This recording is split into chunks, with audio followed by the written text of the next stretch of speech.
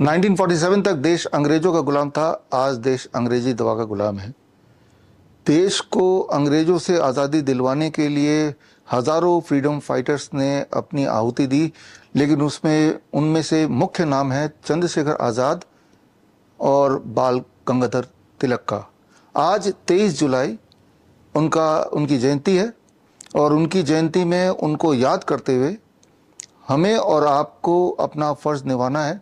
देश को तो उन्होंने आज़ादी दिला दी 1947 में, लेकिन अब समय आ गया है कि अंग्रेज़ों के गुलामी के बाद अंग्रेजी दवाई के गुलामी से हमें आज़ाद होना है। और इसी श्रृंखला में टू टेक दिस फॉरवर्ड आज मैं लॉन्च करूंगा मेरी अगली किताब का नाम है if you are the first responder, 2 भाषाओं में, इंग्लिश और हिंदी में, और साथ में ही एक खास टेक्निक सीखेंगे, that is the last breath. आप में से वो लोग जो मुझे काफ़ी समय से जानते हैं उन्हें पता है DIP diet, grad system, 3 step flu diet, zero bolt therapy, ऐसे बहुत सारे टेक्निक्स जो मैंने इंट्रोड्यूस किए जिसके माध्यम से बहुत सारी बीमारियों को आपने ठीक किया। इसी श्रृंखला में आज एक बहुत ही महत्वपूर्ण बट कॉम्प्लेक्स टेक्निक आप सीखने जा रहे हैं, द लास्ट ब्रेथ। और इस टेक्निक को आप तक पहुंचाने के लिए मुझे ये 2 जो आप देख रहे हैं राजा, emperor with new clothes and emperor with no clothes, इनकी मदद मैं लूंगा। और साथ ही में 2 और कैरेक्टर हैं, कालिया और सांबा, शोले के प्रसिद्ध कलाकार मैकमोहन एंड बीजू खोटे। ये जो आप तस्वीर देख रहे हैं ये 2007 की है। 2006 में मैंने गिनीज वर्ल्ड रिकॉर्ड बनाया था जो 2008 में आया था दुनिया में सबसे तेज मेमोरी के लिए। इस किताब में अगर आप पेज 84 में देखें तो मेरा नाम है for being the fastest to memorise. तो उस वक्त मुझे लगा क्यों ना ये टेक्निक छोटे बच्चों को सिखाया जाए और वो आसानी से सीख पाए, इसलिए एज ए कैरेक्टर मैंने कालिया और सांबा को यूज़ किया ताकि उसके बहाने उस कैरेक्टर को इमेजिन करके बड़े बड़े चीज़ों को कैसे याद करना है, उसके लिए एक किताब उस वक्त लॉन्च की थी, तेरा क्या होगा कालिया। लेकिन आज फिर उस वक्त मुझे पता नहीं था कि इन्हीं दोनों कैरेक्टर का मुझे इस्तेमाल करना पड़ेगा, लेकिन इस बार जो इस्तेमाल करूँगा मैं इन दोनों कलाकारों का, उसका मकसद कुछ और है। मकसद है उन्हीं छोटे बच्चों को, यानी कि स्पेशली 9 साल से 14 साल के बच्चों को किसी न किसी षड्यंत्र से बचाना। एक ऐसा षड्यंत्र जो इस वक्त चल रहा है जबकि आप ये लेक्चर देख रहे हैं। तो खैर ये 2 कैरेक्टर के अलावा यहाँ पे 2 अजीबोगरीब चीज़ें हैं मेरे पास जिसका इस्तेमाल हम करेंगे और इनके इस्तेमाल से द लास्ट ब्रेथ के कुछ टेक्निक्स हम जानने की कोशिश करेंगे। और इसके अलावा मैं अभी सबसे पहले इंट्रोड्यूस करूँगा 2 खास मेहमान, 2 खास पेशेंट के study, heart patient and cancer patient. अब देखिए ये कैंसर पेशेंट का प्रोफाइल है जिनको डॉक्टरों ने बोन मैरो ट्रांसप्लांट के लिए बोल दिया था, जिंदगी भर कीमोथेरेपी रेडिएशन पे रहने के लिए बोल दिया था। इन्होंने किस तरह से अपना पीछा छुड़वाया इस तरह के षड्यंत्र से और किस तरह से अपने आप को पूरी तरह ठीक किया। ठीक हुए भी इनको 5-6 साल हो गए हैं और इनकी कहानी हम सुनेंगे। और इसके अलावा एक और पेशेंट है वृंदा अरोड़ा, 15 साल की, जिसको बोल दिया गया था कि हार्ट ट्रांसप्लांट करो नहीं तो बच्चा मारा जाएगा, ऐसा उनके पेरेंट्स को बोल दिया गया था। तो वृंदा अरोड़ा से मिलेंगे अभी, वृंदा अरोड़ा के फादर एंड मदर से मिलेंगे। तो कहाँ तो हार्ट ट्रांसप्लांट, कहाँ तो बोन मैरो ट्रांसप्लांट और कहाँ तो इन सब चीज़ों को छोड़ के सिंपल सा डाइट, द DIP डाइट, और उसके बाद इनकी ज़िंदगी पहली जैसी हो गई, नॉर्मल हो गई। तो वो कहानी से कुछ इंस्पिरेशन लेंगे और ये भी जानने की कोशिश करेंगे किस तरह से साइंस, कॉमर्स एंड कंस्पिरेसी के बीच हम लोग ट्रैप्ड हैं, अंग्रेजी दवा के गुलाम हैं। और इस गुलामी से बाहर निकलने के लिए आज की जो मेरी खास किताब की लॉन्चिंग है, ये किताब जो लोग मुझे देख रहे हैं इस वक्त आप करीब 100 से अधिक YouTube चैनल्स में लाइव ये मेरा लेक्चर देख रहे हैं, सुन पा रहे हैं। और जो लोग लाइव यहाँ पे देख रहे हैं, सुन रहे हैं, उनके लिए ये किताब अवेलेबल है फ्री डाउनलोड के लिए bishrup.com/RAK में, हिंदी और इंग्लिश 2 भाषाओं में। और दुनिया भर के जितने सारे ऑनलाइन स्टोर है उसमें तो मिल ही रहा है, बिक ही रहा है, बट फ्री डाउनलोड आप मेरे वेबसाइट से इसको कर सकते हैं। और इसको पढ़ने के बाद आपको पता चल जाएगा कि दुनिया के बड़े से बड़े मेडिकल इमरजेंसी में भी आप घर के रखे हुए मामूली चीज़ों से अपना इलाज कर सकते हैं, अपने आप को पूरी तरह ना केवल ठीक कर सकते हैं बल्कि जो उम्मीद आप हॉस्पिटल में करते हैं कि वहाँ जाके जो सहूलियत मिलेगी उससे कई गुना ज़्यादा बेटर आप हो सकते हैं। तो फिलहाल पहले मैं आपको मिलवाता हूँ दो खास पेशेंट केस स्टडी से, और सबसे पहले मैं बुलाता हूँ मिस्टर वली को। आप थोड़ा अपने बारे में बताइए कि आपका एक बैकग्राउंड कहाँ से आए। और मैं झारखंड रांची के करीब रहता हूँ, रामगढ़ मेरा डिस्ट्रिक्ट है। मैं कोल इंडिया में सर्विस करता था और 2012 फरवरी में रिटायर कर गया। मैं माइनिंग में था, अंडरग्राउंड में सर्विस करता था और उसके बाद अपना रिटायरमेंट लाइफ गुजार रहा था। मेरी ओल्ड मदर थी, वो बीमार चल रही थी, उन्हीं की सेवा में लगा हुआ था। तो 2016 में उनका जो है यहाँ फ्रैक्चर हो गया था, पैर में जांघ के पास जो है वो फ्रैक्चर हो गया। तो हम उनको इलाज में लगे हुए थे। इस इन द मीन टाइम मेरे आँख में जो है स्वेलिंग हो गया, लेफ्ट साइड आँख में स्वेलिंग हो गया। तो लोगों ने कहा कि आप आँख के डॉक्टर से दिखाइए, कुछ प्रॉब्लम है लगता है। तो हम बोले कि ना, ऐसा कुछ प्रॉब्लम तो नहीं है, सिर्फ स्वेलिंग है। हमको लगता है कि रात में जो सोते हैं पंखा के नीचे, उसकी वजह से ठंडक लग जाना है, इसकी वजह से स्वेलिंग हो रहा है। क्योंकि कहीं पेन वगैरह था नहीं, इसलिए हम उसको इग्नोर कर रहे थे। लेकिन साइड में जो है यहाँ पर चिन में थोड़ा थोड़ा ग्लैंड्स हो गया था, नेक में भी इधर हुआ था, थोड़ा थोड़ा छोटा छोटा सिस्ट टाइप का था। तो उसमें हम बेलाडोना यूज़ करते थे, उसको लगाते थे तो सबसाइड कर जाता था। तो ऐसे ही चल रहा था। तो जब माँ का जो कुल्ले की हड्डी टूट गई तो उसको जो है दिखाने के लिए ऑर्थोपेडिक्स रांची में एक एक्सपर्ट थे, उनके पास ले गए। मेरा लड़का भी साथ में था। इत्तेफाक से वहीं पर एक शंकर मंत्रालय के डॉक्टर नौकरी छोड़ करके वहाँ अपना क्लिनिक खोले थे, आई स्पेशलिस्ट थे। तो लड़के ने कहा कि जो है जब आए यहाँ तो आप यहाँ दिखा लीजिए अपने आँख को भी।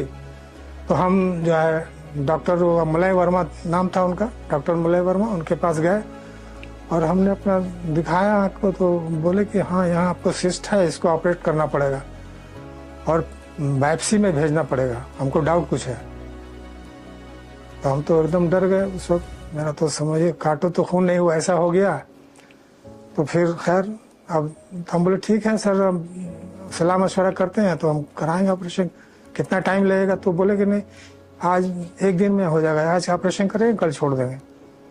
तो हम बोले ठीक है, आते हैं फिर हम बाहर निकले तो लड़के ने कहा कि सो आप अभी करा लीजिए, अभी यहाँ आ रहे हैं डेली, उसके बाद फिर अगर फिर चले जाएंगे तो फिर हम तो चले जाएंगे अपना सर्विस में, तो हम फिर अवेलेबल नहीं होंगे, अभी हम हैं तो करा लीजिए आप। तो हम उसी वक्त जो है फिर डॉक्टर पास रिटर्न होकर फिर गए, उनको बोले कि मेरा आप जल्दी से जल्दी कर दीजिए ऑपरेशन। तो उन्होंने कल का ही डेट दे दिया और इसके बाद ब्लड टेस्ट वगैरह सब लिख दिया और ब्लड टेस्ट वगैरह कराने के बाद दूसरे दिन डेट दे दिए और उसके बाद ऑपरेशन हो गया। और वेरी नेक्स्ट डे जो है उन्होंने छोड़ भी दिया। और उसके बाद जो है वो जो उसका काट करके टुकड़ा मांस का जो है वो बायोप्सी में भेज दिए बॉम्बे, टाटा मेमोरियल। उसके बाद वहाँ से उसका रिपोर्ट आ गया, उसमें लिम्फोमा डिक्लेयर हुआ। तो उसी बीच में उनका दवा चल रहा था, जिससे जितने भी ग्लैंड्स थे सब साइड कर गए थे, एकदम नॉर्मल आ गया था। तो हमने डॉक्टर साहब से कहा कि आपकी दवा से तो हम ठीक हो गए, तो अब क्या ज़रूरत है हमको ऑन्कोलॉजिस्ट के पास जो भेज रहे हैं, अब क्या ज़रूरत है? तो बोले कि नहीं ये सब साइड किया है लेकिन वो फिर हो जाएगा, आप एक बार उनसे आप जा करके आप सलाह ले लीजिए क्या कहते हैं। तो हम मजबूर होकर के फिर जो है कोलकाता ठाकुर पुकुर रिसर्च सेंटर है, कैंसर रिसर्च सेंटर, वहाँ चले गए और जा करके वहाँ फिर एडमिट हो गए। एडमिट होने के बाद जो है सारा टेस्ट हुआ, बहुत तरह का टेस्ट हुआ, बहुत पैसा भी खर्चा हुआ। उसके बाद वहाँ फिर रेफर हो गया कि आपको केमो कराना होगा। एवरी 21 डेज के बाद आपको केमो कराना है, 6 केमो लिख दिया, आपको कराना है एवरी 21 डेज के बाद। उसके बाद फर्स्ट केमो के लिए हमको एडमिट किया गया। देन जो है केमो स्टार्ट हुआ। करीब 22 दिन, पहला ट्रिप में हमको तो 22 दिन करीब हमको रहना पड़ा। सारा टेस्ट होने के बाद हमको केमो हुआ और उसमें हमको करीब 1 लाख से ज़्यादा खर्चा हो गया पहला केमो में। बहुत कॉस्टली था।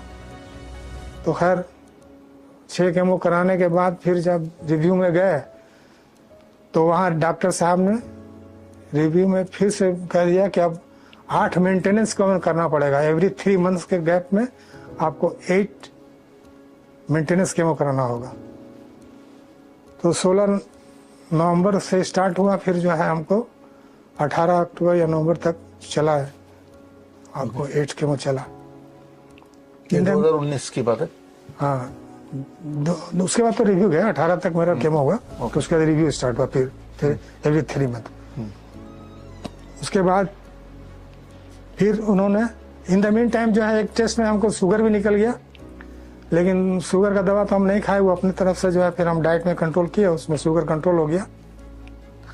उसके बाद जो है रिव्यू में एवरी 3 मंथ में जा रहे थे। लास्ट रिव्यू शायद नवंबर में हुआ, 2019 नवंबर में।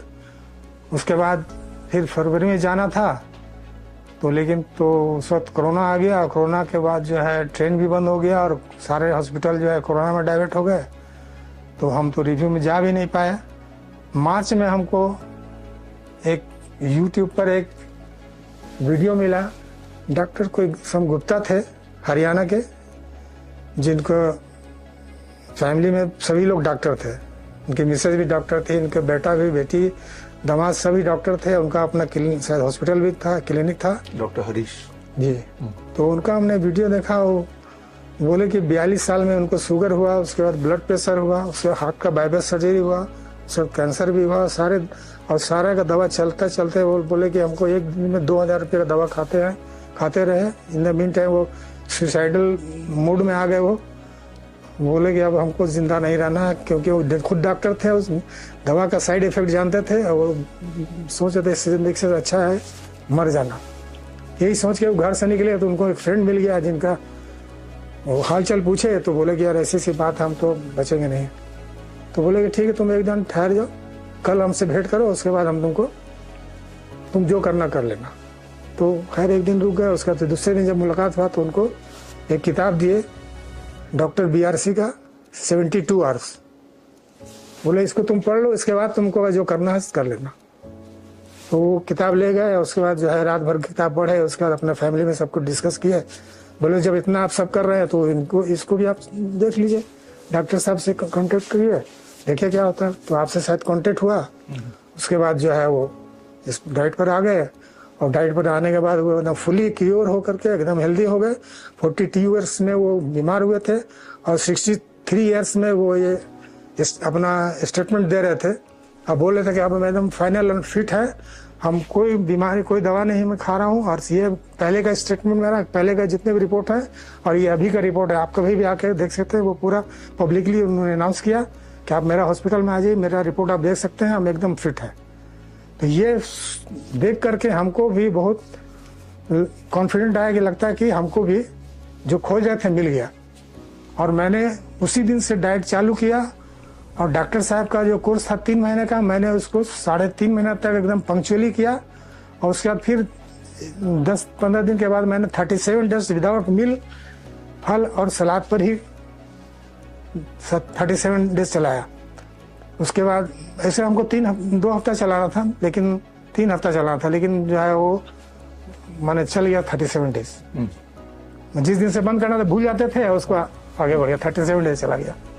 तो उसके बाद जो है आपको 2019 नवंबर से कभी भी कोई भी बीमारी हुआ, बुखार हुआ, सर्दी खांसी कुछ भी हुआ, हमने आज तक कोई दवा नहीं खाया, कोई रिव्यू में नहीं गया, कोई टेस्ट नहीं कराया। डॉक्टर साहब ने कहा था कि जब तक आपका शरीर आपका ना बोले कि आपको कुछ हुआ है, तब तक आप कोई टेस्ट ना कराया। और उसको मैं फॉलो कर रहा हूँ कि मैंने आज तक कोई टेस्ट भी नहीं कराया, ना ब्लड टेस्ट, ना कुछ नहीं कराया, और ना होम्योपैथिक, ना आयुर्वेदिक, ना एलोपैथिक, कोई दवा नहीं खाया आज तक। इवन कि मैं गिर गया था तो ये मेरा क्रैक कर गया था, तो डॉक्टर साहब ने जो है दवा लिख दिया था आपको टॉनिक लिख दिया था और पेन किलर वगैरह लिख दिया था, लेकिन उस भी नहीं खाया, सिर्फ बैंडेज जो है कर दिया, उसी में जो है मेरा ठीक हो गया और कोई दवा नहीं खाया। आज तक मैं कोई दवा नहीं, विदाउट एनी पिल्स जो है मैं अपनी जिंदगी गुजार रहा हूँ, सिर्फ डॉक्टर बीआरसी के भरोसे। तो ये बड़ी इंटरेस्टिंग स्टोरी जो आपने अभी देखी। तो जिस तरह से डॉक्टर हरीश का वीडियो आपने देखा और वो देखने से आप इंस्पायर हुए और आपने सीसीएपी का हमारा कोर्स किया और आपने सारा समझा और खुद ब खुद, मैं पहली बार ही मिल रहा हूँ आपसे, है ना, आप पहली बार मुझसे मिल रहे हैं, यानी कि ठीक होने के लिए मुझसे मिलना या मेरे हॉस्पिटल, हिम्स हॉस्पिटल जाना, वो कोई इंपॉर्टेंट नहीं है। जी। आपको खुद ही अपना डॉक्टर बनना पड़ेगा, जैसे वली जी ने बताया। और 74 की उम्र होते हुए भी, और कैंसर से तो लड़ने की बात नहीं बोलूंगा, मैं बोलूंगा कैंसर के षड्यंत्र से इन्होंने लड़ाई की और कीमोथेरेपी जो इनका लगातार चलना था, इनके लिए कोरोना आना या कोरोना का षड्यंत्र का आना इनके लिए एक लकी रहा कि इस बहाने आप हॉस्पिटल नहीं जाए, उससे ऑटोमेटिकली दूर हो पाए मजबूरी से। और फिर आपने ढूंढना शुरू किया और आपने डीआईपी डाइट लिया। तो एक तरफ जीवन भर लगातार कीमोथेरेपी कराते रहना, उस ट्रैप में फंसे रहना, दूसरी तरफ घर पे डीआईपी डाइट करके पूरी तरह स्वस्थ होना। तो आपने दूसरी तरफ को चुना क्योंकि पहले वाला तरफ बाई चांस उस वक्त बंद हो गया था, नहीं तो उसी ट्रैप में फंसे रहते। तो जो लोग मुझे सुन रहे हैं, तो आपको अगर कैंसर पेशेंट हैं और अगर ऐसी कोई समस्या है, तो मैं आपको बता दूं कि cancer is not a big disease. लेकिन कैंसर में जब आप कीमोथेरेपी कराते हैं, सबसे पहले तो बायोप्सी कराते हैं, बायोप्सी एंड पेट स्कैन, तो वो नॉन ट्यूमरस सेल्स को ट्यूमरस सेल्स में कन्वर्ट कर देता है एंड कैंसर सेल में कन्वर्ट कर देता है। और तब शुरू होती है आपकी असली कैंसर पेशेंट वाली कहानी। तो पहले तो कैंसर क्रिएट करते हैं ये कैंसर इंडस्ट्री, फिर कीमोथेरेपी करके ये इंश्योर करते हैं कि कैंसर बना रहे और आप परेशान रहें। तो ये किताब है मेरा भी, टोटल मॉडल फॉर कैंसर की, और ये दुनिया भर के अलग अलग प्लेटफॉर्म पे ये बिक रहा है। लेकिन हमारे वेबसाइट पे जो स्क्रीन पे आप देख रहे हैं, इस लिंक में जाके आप फ्रीली डाउनलोड कर सकते हैं। तो मतलब ये है कि कैंसर जो बहुत भयानक बीमारी ऐसा दिखाया जाता है, ट्रुथ ये है कि एक सिंपल सोल्यूशन है, be on DIP diet, the kind of diet जो वली जी ने बताया। इनके जो रिपोर्ट्स हैं पहले के, अभी तो कोई रिपोर्ट कराया नहीं इन्होंने, और फिजिकली आप इनको देख ही रहे हैं। और 24 आवर्स आपने ट्रेवल करके ट्रेन से यहाँ पहुंचे हैं, कल पहुंचे यहाँ पे हमारे फरीदाबाद के ऑफिस में। और जो इनके हेल्थ के बारे में अपने आप ही, जिससे आपको अनुमान लग ही रहा होगा। और लेकिन पहले के जो रिपोर्ट्स वगैरह और जो डिटेल्स हैं, वो सारा कुछ आप जो लिंक आप देख रहे हैं स्क्रीन पे इस वक्त, उसमें आपको मिल जाएगा, जिससे आपको एहसास हो जाएगा कि जो आपको बताया जा रहा है कि कैंसर हो गया, कीमोथेरेपी कराना पड़ेगा, रेडिएशन करना पड़ेगा, मेंटेनेंस के लिए हर 3 महीने बाद, ऐसे ही आपको बोला गया था, आना पड़ेगा, जांच चलती रहेगी जीवन भर। ये एक, जैसे मैंने बोला, 1947 तक हम अंग्रेजों के गुलाम थे, अब हम अंग्रेजी दवा के गुलाम बनते जा रहे हैं। लेकिन उस गुलामी को वली जी ने तोड़ा, और न केवल तोड़ा, यहाँ तक आके अपनी कहानी आप तक शेयर किया, ताकि आप भी इस गुलामी को तोड़ पाएं, अपने आप को आजाद कर पाएं। धन्यवाद वली जी। तो आपको अभी दोबारा हम स्टेज पे बुलाएंगे। Thank you. हम मिलने वाले हैं, हमारे दूसरे पेशेंट की कहानी तक पहुंच रहे हैं। ये वृंदा अरोड़ा की कहानी है, जिनको डॉक्टरों ने, पीजीआई के डॉक्टरों ने हार्ट ट्रांसप्लांट की सलाह दे दी थी। लेकिन फिलहाल वृंदा से मिलेंगे हम थ्रू जूम, और उनके पेरेंट्स से मिलेंगे यहीं पे। प्लीज आइए, थोड़ा अपना इंट्रोडक्शन दीजिए। जी, मैं कुलदीप कुमार, शाहकोट डिस्ट्रिक्ट जलंधर, पंजाब से। जी, मेरे साथ मेरी वाइफ है, पत्नी है मेरी, किरण अरोड़ा। हमारी बच्ची को जून 2024 में पेट की इन्फेक्शन हुई, उसकी हमने मेडिसिन ली। मेडिसिन की वजह से इसकी प्रॉब्लम और बढ़ गई। फिर क्या हुआ, डॉक्टरों ने इसको बोला भी आप डीएमसी हॉस्पिटल ले जाओ लुधियाना में, ज़्यादा मतलब थोड़ी इसकी पोजीशन खराब हो गई। वहाँ हम फिर इसको डीएमसी हॉस्पिटल लुधियाना में ले गए, और डॉक्टरों ने वहाँ इसको डायग्नोज किया कि इसको तो हार्ट की जो पंपिंग बहुत कम हो रही है, और इसको आप 4-5 दिन हम वहाँ पर रहे। इसकी आपको बड़े से हॉस्पिटल में जाइए। उन्होंने बोला श्री गंगाराम हॉस्पिटल, और जहाँ पीजीआई में आप चले जाएं, वहाँ जाके आप बच्ची को डायग्नोज कराए। तो मैं तो डॉक्टर बीआरसी को पिछले 3 साल से फॉलो करता हूँ। तो मैंने तो अपनी वाइफ से भी सलाह की, चलो, फिर भी इन्होंने बोला भी एक बार हम चलो पीजीआई में जाके व्यू ले लें। वैसे हमारा पहले मन हमने बना लिया था कि हम लुधियाना से ही वापस जाएंगे और डॉक्टर बीआरसी की जो डीआईपी डाइट है उसको फॉलो करेंगे, पर हम व्यू के चक्कर में पीजीआई चले गए। जैसे डॉक्टरों ने, वो डीएमसी के हॉस्पिटल वाले डॉक्टरों ने ना हमें डरा बहुत दिया था कि पता नहीं आपकी बच्ची बचेगी कि नहीं बचेगी, इतना उन्होंने हमें डरा दिया था। इसलिए हम डर की वजह से हम वहाँ चले गए। पीजीआई में हम 4-5 दिन वहाँ रहे। वहाँ भी उन्होंने, जो उनके डॉक्टर थे, उन्होंने सारा ट्रीटमेंट ही इसके इतने टेस्ट कर दिए, हमारी बच्ची के इतने टेस्ट कर दिए जो तो मतलब पहले से भी ज़्यादा कमज़ोर हो गई। तो फिर उन्होंने यही बोला कि इसका एक ही हाल सोल्यूशन है, इसको हार्ट ट्रांसप्लांट ही कराना पड़ेगा। फिर मैंने अपनी वाइफ से सलाह की, हमने घर पे अपने माता पिता से बात की कि हम तो छुट्टी लेके घर वापस आ रहे हैं और डॉक्टर बीआरसी को फॉलो करेंगे। उनकी टीम से हमको पता था कैसे कांटेक्ट करना है इनसे, वो कांटेक्ट करेंगे, हम छुट्टी लेके घर आ रहे हैं। फिर परमात्मा का नाम लिया, मंदिर में माथा टेका और घर आ गए। डॉक्टर बीआरसी का जो ट्रीटमेंट था हमने शुरू कर दिया। 3 दिन लगे हमारी बच्ची को रिकवर होने में। वहाँ डॉक्टर जैसे हमको बोल रहे थे पता नहीं बच्ची बचेगी कि नहीं बचेगी, बट वो डीआईपी डाइट से जो डॉक्टर बीआरसी का जो फार्मूला था, 3 दिन के बाद ही हमें इसके इम्प्रूवमेंट नजर आनी शुरू हो गई। और 10 दिन के बाद इस बच्ची ने एक शादी में डांस मचा के सबको हैरान कर दिया। हमारे सारे रिश्तेदार खुश हो गए। जो इतनी बच्ची 15-20 दिन लगातार ही हम हॉस्पिटल में रहे, अब बहुत बढ़िया तरीके से रिकवर हो गई। हम अपने दिल से डॉक्टर बीआरसी का धन्यवाद करते हैं। हमारे पास शब्द नहीं है किन शब्दों से उनका धन्यवाद करें। वाकई वो जो उनके लिए शब्द बोले जाते हैं, वो धरती पे भगवान है। वाकई वो धरती पे भगवान है। हम कोटि कोटि उनका धन्यवाद करते हैं। कुछ ऐड करना चाहेंगे आप? हाँ जी। हाँ, मैं बच्ची की मदर। हम लोग इसे लेकर, जैसे इसे प्रॉब्लम शुरू हुई 31 मई को इसे प्रॉब्लम शुरू हुई, उस वक्त हम लोगों ने इसे हल्की सी मेडिसिन लेके दी। स्टार्टिंग में इसे पेट की प्रॉब्लम थी, पेट में इन्फेक्शन बताई गई। उसके बाद इसे जॉन्डिस डायग्नोज हुआ, उसका ट्रीटमेंट शुरू हुआ, बट उससे इसके पेट की प्रॉब्लम में कोई फर्क नहीं पड़ रहा था। तो हम लोगों ने इसे जलंधर में लेकर गए बच्चों के हॉस्पिटल। वहां पर इसे हार्ट की में प्रॉब्लम शो हुई। उन्होंने डायग्नोज किया कि इसकी हार्ट की पंपिंग में प्रॉब्लम है, आप किसी कार्डिक की तरफ ले जाओ इसे। तो हम लोग कार्डिक लुधियाना में लेकर गए। वहां पर इसकी पंपिंग 12 से 15% शो हुई। तो उन्होंने बोला कि इसका कोई सोल्यूशन नहीं है। काफी सारे इसके टेस्ट हुए, टेस्ट में कोई बात नहीं आ रही थी, कोई प्रॉब्लम शो नहीं हो रही थी किसकी वजह से इसकी हार्ट की पंपिंग में प्रॉब्लम आई। तो फिर उन्होंने हार्ट ट्रांसप्लांट की ओर हमें जाने को कहा, बट हम लोग हार्ट ट्रांसप्लांट की ओर नहीं जाना चाहते थे। हम लोग सर्जरी की तरफ नहीं जाना चाहते थे।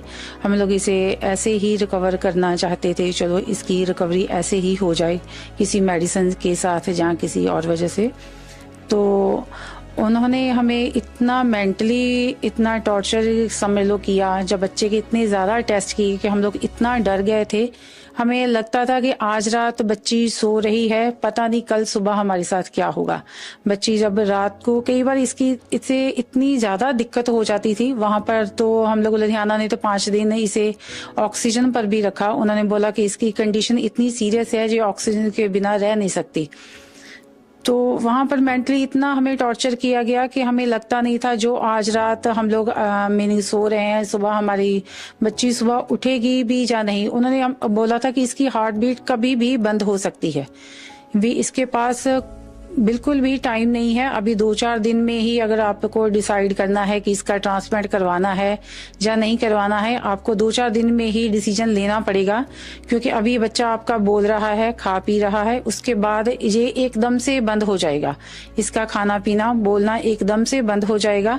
तो उस वक्त आपके पास टाइम नहीं बचेगा कि आप हार्ट ट्रांसप्लांट इसका करवा सको। भी इसकी लाइफ बहुत शॉर्ट, उन्होंने बोला कि इसकी लाइफ बहुत शॉर्ट है। तो फिर उन्होंने बोला कि आप ट्रांसप्लांट के लिए जहाँ तो इसे दिल्ली ले जाओ, जहाँ इसे चंडीगढ़ ले जाओ। फिर हम लोगों ने चंडीगढ़ जाने का चलो सोचा, हम लोग इसे चंडीगढ़ ले जाते हैं। चंडीगढ़ जाने के बाद भी उन्होंने इसकी ऑक्सीजन तो बंद कर दी, बट इसके इतने ज़्यादा टेस्ट किए जो लड़की फिजिकली तो वीक होनी ही थी, मेंटली भी इतनी ज़्यादा टॉर्चर हो गई कि इसे रात को भी डर लगने लगा। इसे खुद भी महसूस होने लगा कि इसकी लाइफ अब खत्म हो रही है। इसने 1-2 बार हमें खुद कहा भी कि मैं अब नहीं बचूंगी। किसी भी माँ बाप के लिए ये बात सुनना बहुत मुश्किल है कि उसका बच्चा खुद उन्हें बोल रहा है कि उसके पास अब टाइम नहीं है। उस वक्त हम लोगों के लिए कोई भी डिसीजन लेना इतना आसान नहीं था। हम लोग चंडीगढ़ में 5 दिन के लिए रहे। वहाँ इसके इतने ज़्यादा टेस्ट हुए कि इसकी वेन्स में ब्लड आना बंद हो गया।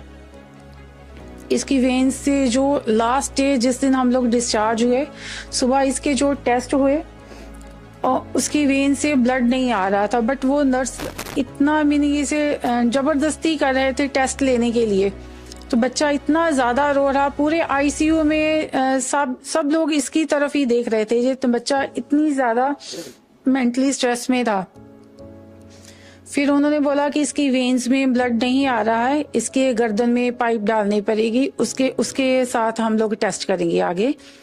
तो उन्होंने, एक डॉक्टर थे वहाँ पर, जूनियर डॉक्टर, उन्होंने हमारी कुछ हेल्प की। उन्होंने बोला कि जो कैनुला इसकी गर्दन पे लगेगा यहाँ पर, उसमें एक नीडल डाली जाएगी पहले। वो नीडल में भी इसके लंग्स में लग सकती है, उसकी वजह से इसके लंग्स में इन्फेक्शन हो सकती है। जहाँ इसके हार्ट में लग सकती है तो उसकी वजह से इसके हार्ट से ब्लीडिंग शुरू हो सकती है। अगर इसके हार्ट से लगने की वजह से इसके हार्ट से ब्लीडिंग शुरू हो जाती तो हमारे पास कोई और सोल्यूशन नहीं रहता हार्ट ट्रांसप्लांट के सिवा, क्योंकि वहां पर भी उन्होंने हमें यही सलाह दी थी कि चंडीगढ़ में भी कि इसका सोल्यूशन सिर्फ हार्ट ट्रांसप्लांट ही है, उसके अलावा इसका मेडिसिन में कोई ट्रीटमेंट नहीं है, इसका ट्रीटमेंट नहीं हो सकता। आपके पास टाइम बहुत कम है, आप एकदम से डिसाइड करो कि आपको हार्ट ट्रांसप्लांट करवाना है या नहीं करवाना है। मीनिंग इसकी हार्ट बीट कंट्रोल में नहीं है। बट हम लोगों ने फिर ट्रांसप्लांट की ओर ना जाकर हम लोगों ने डॉक्टर BRC से कांटेक्ट किया। इन्होंने हमें श्योरिटी दी कि बच्चा 100% ठीक हो सकता है। हम लोग इनकी टीम को और इनको इतना धन्यवाद देते हैं कि इन्होंने हमारी बच्ची की जान बचाने में हमारी बहुत ज़्यादा हेल्प की है। उस वक्त हॉस्पिटल्स में ये होता है कि आप, हमारा खर्चा जो था वो प्लस में जा रहा था, मीनिंग हमारा खर्चा तो हो ही रहा था, बच्ची की जो रिकवरी थी वो माइनस में जा रही थी। इसकी जो हेल्थ पहले से भी कमज़ोर होती जा रही थी, तो टेस्ट करने की वजह से इसकी हालत माइनस में जा रही थी, रिकवरी बिल्कुल भी जीरो की वजह से, जीरो से भी कम हो रही थी। तो फिर हम लोगों ने जैसे इनकी टीम से कांटेक्ट किया और हम लोगों ने खुद भी डिसाइड किया कि हम लोग अब यहाँ से छुट्टी लेकर डिस्चार्ज होकर घर जाएंगे और इनका ही ट्रीटमेंट फॉलो करेंगे। तो हम लोगों ने पूरा मन बनाकर, बड़े मन से पूरा स्टैंड लेना किसी भी पेरेंट्स के लिए बहुत मुश्किल है कि उनका बच्चा हॉस्पिटलाइज हो और डॉक्टर उन्हें इतना डरा रहे हों। उस वक्त ये डिसीजन लेना किसी भी पेरेंट्स के लिए बहुत मुश्किल है कि हम लोग बच्चे को लेकर घर जा रहे हैं, क्योंकि उन्होंने बोला था कि बच्चा आपका घर तक भी नहीं पहुंच पाएगा, इसको घर जाते समय कोई भी दिक्कत हो सकती है, इसकी हार्ट बीट रास्ते में ही बंद हो सकती है। बट फिर भी हम लोगों ने पूरा मन बनाकर इसे घर लेके गए और डॉक्टर BRC की टीम से कांटेक्ट में रहे। उन्होंने हमें काफ़ी सारी एक्सरसाइज बताई, ब्रीदिंग एक्सरसाइज, जिसकी वजह से इसकी हार्ट में सांस लेने में इसे आसानी होनी शुरू हो गई। जो इन्होंने हमें हॉट वाटर का ट्रीटमेंट दिया, वो ट्रीटमेंट हमने किया। इसके पॉइंट्स पैरों में जो प्रेस करने थे वो बताए गए, और जो इनका DIP डाइट चार्ट है वो पूरा का पूरा हम लोग फॉलो कर रहे हैं। और 3-4 दिन के बाद ही बच्चे ने हमारे ने रिकवर होना शुरू कर दिया। तो इसके मेंटल लेवल में भी सुधार हुआ। जो मेंटली जो पूरी तरह से टॉर्चर हो चुकी थी वहां पर बच्ची, जो पूरी तरह से पहले से नॉर्मल बच्चों की तरह बिहेव करने लगी, अब तो बिल्कुल ठीक है। और वहां से आए हुए तकरीबन 15 दिन हो चुके हैं हमें, बच्चा पूरी तरह से कवर हो चुका है हमारा। उसकी हेल्थ पहले से बहुत अच्छी हो चुकी है, खाना पीना उसका रेगुलर है, सांस लेने में उसे कोई दिक्कत नहीं है, चलने फिरने में उसे कोई दिक्कत नहीं है। हम लोगों ने उसे फंक्शन भी अटेंड कराया, पूरी तरह से वो नॉर्मल रही। इस बात के लिए हम डॉक्टर BRC का पूरे तहे दिल से धन्यवाद करते हैं कि उन्होंने हमारे बच्चे की जान के साथ साथ हमारी पूरी लाइफ ही चेंज कर दी है। क्योंकि किसी भी माँ बाप के लिए जो बहुत बड़ी बात होती है, उसके बच्चे को कुछ हो जाए तो हमारी तो पूरी की पूरी लाइफ, हमारी फैमिली की लाइफ ही स्पॉइल हो जाती, क्योंकि किसी की बच्चे की लाइफ के साथ ही माँ बाप की लाइफ जुड़ी होती है। तो हम लोग पूरी तहे दिल से इनको धन्यवाद देते हैं हमारे बच्चे की लाइफ को बचाने के लिए, हमारी लाइफ बचाने के लिए। और जो हमारा खर्चा हो रहा था इतना, वो भी नहीं हो रहा, क्योंकि हम लोग रेगुलर जो डाइट वगैरह दे रहे हैं बच्चे को, नॉर्मल दे रहे हैं, फ्रूट्स वगैरह दे रहे हैं, सैलड्स दे रहे हैं, वो नॉर्मल डाइट में ही आता है, उसमें कोई एक्स्ट्रा खर्चा नहीं होता है। Thank you sir. आपने देखा किस तरह से बहुत बड़ी दिखने वाली प्रॉब्लम का सिंपल सोल्यूशन हो सकता है। एक तरफ वो हार्ट ट्रांसप्लांट की बात कर रहे हैं, दूसरी तरफ एक simple diet, fruits and vegetable बात कर रहे हैं। तो एक बार वृंदा से मिल लेते हैं, बच्चे से मिल लेते हैं। बच्चा अभी is already on the screen, zoom के थ्रू बच्चा अपने घर पे है इस वक्त। एंड वृंदा, क्या आप मेरी आवाज सुन पा रहे हो? Yes sir. ओके, सो ये कैमरे को थोड़ा जूम करना है आपको, so that Vrinda can be seen by the audience.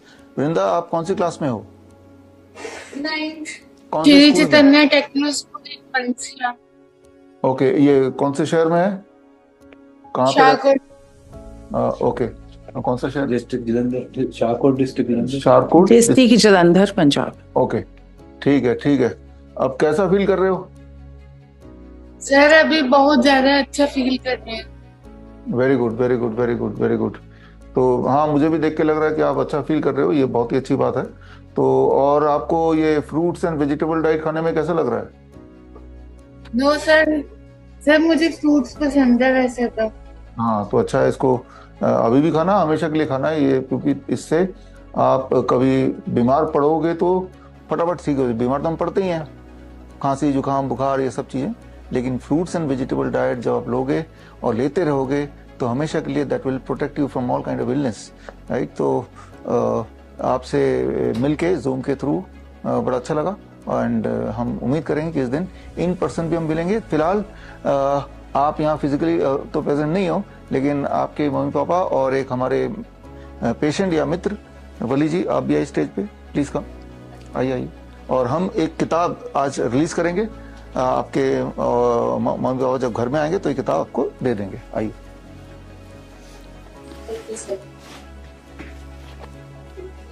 आज के दिन ये किताब रिलीज कर रहे हैं क्योंकि इन्होंने मॉडर्न मॉडर्न मेडिसिन से या उनके षड्यंत्र को हरा के इन्होंने एक नया मिसाल तैयार किया। तो हमने सोचा कि इस नई किताब का जो लॉन्च है वो इन्हीं के हाथों हो।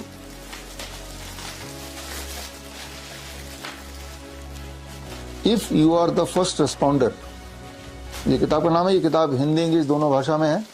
ये किताब जो लोग मुझे अभी देख रहे हैं अलग अलग सोशल मीडिया प्लेटफॉर्म पे, ये किताब आपको अगर चाहिए तो आप स्क्रीन पे दिए हुए लिंक में जाके इसको फ्री डाउनलोड कर सकते हैं, हिंदी इंग्लिश में पढ़ सकते हैं। हालांकि अलग अलग ऑनलाइन स्टोर में ये बिक रहा है, लेकिन फ्री डाउनलोड हमारे वेबसाइट पे आपको मिल जाएगा। और ये सिर्फ एक किताब नहीं, किताब के साथ ये पूरा किट है, जैसा आप देख रहे हैं, रैपिड एक्शन किट। यानी कि जब भी कभी कोई मेडिकल इमरजेंसी हो तो आप उस वक्त लाचार ना फील करें, उसके लिए ये किताब है, छोटी सी किताब और साथ में एक किट। ये किट आप हमसे भी ले सकते हैं, किट खुद भी बना सकते हैं। वो कैसे? ये ई बुक को आप डाउनलोड कर लीजिए इस वक्त, और उसमें जो इंस्ट्रक्शन लिखे हैं उनको फॉलो कीजिए। किट बनाने के लिए क्या क्या सामान चाहिए वो फॉलो कीजिए। इसमें वीडियो लिंक्स बहुत सारे दिए हैं, जिसमें अगर बुक पढ़ के थोड़ी कंफ्यूजन हो तो वीडियो लिंक में जाके आप उसको प्रैक्टिकली भी देख सकते हैं। तो इस तरह से आप खुद का एक रैपिड एक्शन किट बना सकते हैं घर बैठे ही, घर के सामान से ही, ताकि कभी कोई बेहोश हो जाता है, कभी किसी को हार्ट अटैक आ जाता है, कार्डियक अरेस्ट हो जाता है, या अस्थमा अटैक हो जाता है, तो या नोजिया फील कर रहा है, वॉमिटिंग फील कर रहा है, इस तरह के इमरजेंसीज में 16 मेडिकल इमरजेंसीज में ये आपके लिए कारगर हो सकता है। यानी कि बजाय इसके कि आप हॉस्पिटल जाएं और दोबारा डॉक्टरों के ट्रैप में आ जाएं, उस प्रॉब्लम को वहीं आपने सॉल्व कर दिया bye using the science of integrated medicine, जहाँ आयुर्वेद है या नेचुरोपैथी है या एक्यूप्रेशर है या पोस्चरल मेडिसिन है। इनके साइंस के को यूज करते हुए बड़े दिखने वाले प्रॉब्लम का आसान सोल्यूशन घर बैठ के आप ले सकते हैं। तो खैर, इस टॉपिक में थोड़ा और आगे बात करेंगे, और आप सब आए और आपको धन्यवाद। और आपके स्टोरी से आई एम श्योर कि लोग इंस्पायर होंगे, खास तौर पे जो अपने हार्ट की बात देखी, जो लोग मुझे सुन रहे हैं और वो अगर हार्ट पेशेंट हैं और इस तरह की स्टोरी से अपने आप को रिलेट करते हैं और वो भी ठीक होना चाहते हैं, तो कोई ज़रूरी नहीं कि इनकी तरह आप मुझसे कांटेक्ट करेंगे तभी आप ठीक होंगे। घर बैठे जहाँ भी बैठे हैं वहीं बैठ के आप DIP डाइट ऑनलाइन ढूंढ सकते हैं। और अगर और डिटेल में जानना है तो ये एक किताब है हार्ट केयर पे, fist and model for heart care, ये लास्ट ईयर हमने रिलीज़ की थी और ये किताब भी आप स्क्रीन पे दिए हुए लिंक में जाके फ्री डाउनलोड कर सकते हैं या फिर ऑनलाइन स्टोर्स हैं दुनिया भर के, वहाँ जाके खरीद भी सकते हैं। तो यानी कि बड़े दिखने वाले प्रॉब्लम का आसान सोल्यूशन हो सकता है, वो भी घर बैठे, वो भी विदाउट इवन मीटिंग मी और कमिंग टू माई हॉस्पिटल। इरादा ये है कि आप जल्दी ठीक हो जाएं और मुफ्त में ठीक हो जाएं। तो खैर आप सब आए, धन्यवाद, thank you, thank you, thank you. आपने अभी देखा, अभी जाना कि ये दोनों के दोनों पेशेंट, एक कैंसर पेशेंट एंड एक हार्ट पेशेंट, कैसे इन्होंने कीमोथेरेपी से जान छुड़ाई, बोन मैरो ट्रांसप्लांट से अपने आप को बचाया, या कैसे हार्ट ट्रांसप्लांट से बचाया और पूरी तरह नॉर्मल हुए by a simple DIP diet. एक ऐसा डाइट जिसको करने के लिए आपको मुझसे मिलने की जरूरत नहीं है, आप अपने घर बैठे ही कर सकते हैं, आसानी से कर सकते हैं। आई एम श्योर जो लोग मुझे सुन रहे हैं इनमें से काफ़ी लोग ऐसे होंगे जिन्होंने DIP डाइट का लाभ ऑलरेडी लिया है, अभी भी ले रहे हैं। ये दो जो मैंने केस स्टडी आपको दिखाया, जो मिलवाया, इनके सच्चाई को जानना अगर चाहते हैं गहराई से तो स्क्रीन पे दिए हुए लिंक में जाके इनके सारे मेडिकल हिस्ट्री अलग अलग हॉस्पिटल के आप देख सकते हैं, जिससे आपको भरोसा हो जाएगा कि किस प्रकार का ये ट्रैप बनाया गया और कैसे ये ट्रैप से बाहर निकले। तो ट्रैप से बाहर निकला मतलब ये कि आपने अंग्रेजों से तो आज़ादी पा ली है, लेकिन अंग्रेजी दवाई का जो षड्यंत्र है उससे मुक्ति पाना मुश्किल है, उससे मुक्ति पाना ज़रूरी भी है। लेकिन एक सवाल जो दिमाग में आएगा वो सवाल ये कि ये सारी जो बड़े दिखने वाली बीमारियां हैं उनका इतना आसान सलूशन जैसे DIP डाइट होने के बावजूद भी बहुत कम इसका प्रचार क्यों है, बहुत कम इसका प्रोपगेशन क्यों है। जाहिर सी बात है, जो लोग मुझे सुन रहे हैं आप सब DIP डाइट या 3 step flu diet, 0 volt therapy, इन सब का प्रचार करते हैं, लेकिन that is very very small in comparison to the propaganda by the modern medicine. इस देश में या दुनिया के अलग अलग देशों में आपकी तरह मेरे कुछ मित्र हैं जो वही सोच रखते हैं जो सोच आप या मैं रखता हूं, और जो इस नेचुरल आसान प्रोटोकॉल को दुनिया तक पहुंचा रहे हैं। ऐसे ही एक नाम को आज मैं याद करना चाहूँगा आगे बढ़ने से पहले, और ये नाम है एंथनी कुप्पा। एंथनी कुप्पा जो मलेशिया के सिटीज़न हैं, या थे मैं बोलूँ, और ये DIP डाइट के फॉलोअर भी रहे हैं, और पिछले 10 वर्षों में मलेशिया में उसके आसपास के देशों में DIP डाइट का प्रचार करने में हमारी मदद की, और प्रोपेगेट करने में और दुनिया को बताने में कि बड़े दिखने वाले प्रॉब्लम का छोटा सोल्यूशन, आसान सोल्यूशन हो सकता है। यही उनका गोल बन गया था। दुख के साथ मुझे आपको बताना पड़ रहा है, इसी महीने 10 जुलाई को एंथनी कुप्पा की डेथ हो गई at the age of about 76, और मौत का कारण है एक्सीडेंटली पानी से में डूब जाना। और उसके बाद जैसा कि प्रथा चली आ रही है कि किसी की अगर डेथ हो जाती है तो उसको हॉस्पिटल फिर भी ले जाते हैं, जबकि पता है कि डेड बॉडी का हॉस्पिटल कुछ कर ही नहीं सकती, जिंदा आदमियों को भी कुछ नहीं कर सकती ज़्यादा कुछ, तो मरे आदमी को कैसे वो जिंदा करेगी या क्या फ़ायदा करेगी। लेकिन ये बाई प्रोटोकॉल है, एक प्रथा बनी हुई है कि डेड बॉडी है तो भी उसको हॉस्पिटल ले जाओ। और जब एंथनी कुप्पा जी को हॉस्पिटल ले जाया गया तो वहाँ पे डॉक्टर ने उन पे कोरोना टेस्ट किया और बोला एंथनी कुप्पा कोरोना पॉजिटिव हैं, हम इनकी बॉडी नहीं दे सकते। सो पहले ही दुख था, मातम था घर में, इनके परिवार में, लेकिन अब एक और दुख आ गया कि आखिरी दर्शन भी एंथनी कुप्पा का कोई नहीं कर पाया और ना ही कोई फ्यूनरल या अंतिम संस्कार हो पाया। तो ये एक सोचने वाली बात है कि एक डेड बॉडी कैसे कोरोना फैला सकता है। पहली बात तो कोरोना एक बहुत बड़ा झूठ है जो आपको पता ही है, और दूसरी बात, अगर कोई इन्फेक्शियस डिजीज है भी तो जब कोई इंसान ब्रीद नहीं कर सकता, बोल नहीं सकता, तो इन्फेक्शन को वो फैला भी नहीं सकता। ये बात आपने क्लास 8 में पढ़ी है। एक छोटे से उदाहरण से मैं आपको समझाता हूँ। मान लीजिए पेन ड्राइव आपकी बॉडी है और इसके अंदर जितने डाटा स्टोर्ड है वो बॉडी के अंदर जो वायरस है वो है। इसके अंदर जितने मर्जी डाटा स्टोर्ड हो, ये डाटा अगर आप चाहते हैं कि दुनिया में फैलाएं, ये तभी फैल सकती है जब इस पेन ड्राइव को लेके आप किसी कंप्यूटर से जोड़ेंगे, तभी इसके डेटा को आप कंप्यूटर के माध्यम से पूरे दुनिया में फैला सकते हैं। अदरवाइज ये बॉडी, इसके अंदर का डेटा बाहर निकल नहीं सकता। ठीक उसी तरह से आपके बॉडी में कितना भी वायरस बैक्टीरिया क्यों ना हो, ये अगर दुनिया तक पहुंचाना है, फैलाना है, तो आपको भी अपने आप को कनेक्ट करना with life, breathing and mouth से बोलना। जब सांसें निकलेंगी, जब ब्रीदिंग होगा, इंसान जिंदा होगा, तभी अंदर की चीजें बाहर आ सकती हैं। अदरवाइज आपकी बॉडी अगर डेड है तो इस पेन ड्राइव की तरह है कि इसमें कितना मर्जी डेटा है वो दुनिया में विजिबल हो नहीं सकती। तो एक dead body is like a stone, और उससे कोई भी किसी तरह का इन्फेक्शन नहीं फैल सकता। अगर फैलने वाला इन्फेक्शन हो तो भी नहीं फैल सकता। तो इस सब के बावजूद भी आपने देखा पिछले 2-3 सालों में जब भारत में भी कोई इंसान मर जाता था तो डॉक्टर्स कोरोना पॉजिटिव के बहाने उसकी लाश देते ही नहीं थे। सवाल यह है कि उसकी लाश का क्या करते थे। उन दिनों ऐसे खूब सारे एविडेंसेस आए जो मेरे पास आज भी है, जिसमें ये सिद्ध होता था कि उस वक्त हॉस्पिटल्स अक्सर ऐलान कर देते थे किसी को अगर नया लंग्स चाहिए, किसी को अगर हार्ट ट्रांसप्लांट कराना हो, किडनी ट्रांसप्लांट कराना हो, आई ट्रांसप्लांट कराना हो, तो करोड़ों रुपए में वो सारे कुछ अवेलेबल उपलब्ध करा रहे थे उस वक्त हॉस्पिटल्स। जरा सोचिए, क्या आपके घर के आसपास या हमारे देश में कोई हार्ट बनाने की फैक्ट्री खुल गई है, कोई लंग बनाने की फैक्ट्री खुल गई है? आपको ये पता है कि हार्ट ट्रांसप्लांट तभी पॉसिबल है जब कोई इंसान मर गया हो और मरने के 4 से 6 घंटे के अंदर ही उसका हार्ट निकाल के किसी और के अंदर जहां ट्रांसप्लांट करना है उसके अंदर डाल दिया गया हो।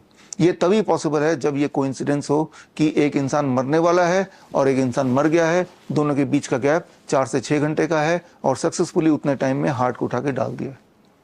जबकि जो मैं सस्पेक्ट करता हूं, जिस तरह के रिपोर्ट पहले आ रहे थे, वो ये है कि एक इंसान अपने पैरों पे चल के हॉस्पिटल गया, हॉस्पिटल ने टेस्ट किया, कोरोना पॉजिटिव बता के उसको हॉस्पिटल में धर लिया गया, जमा कर लिया गया और उसके बाद से वो कभी बाहर नहीं आया।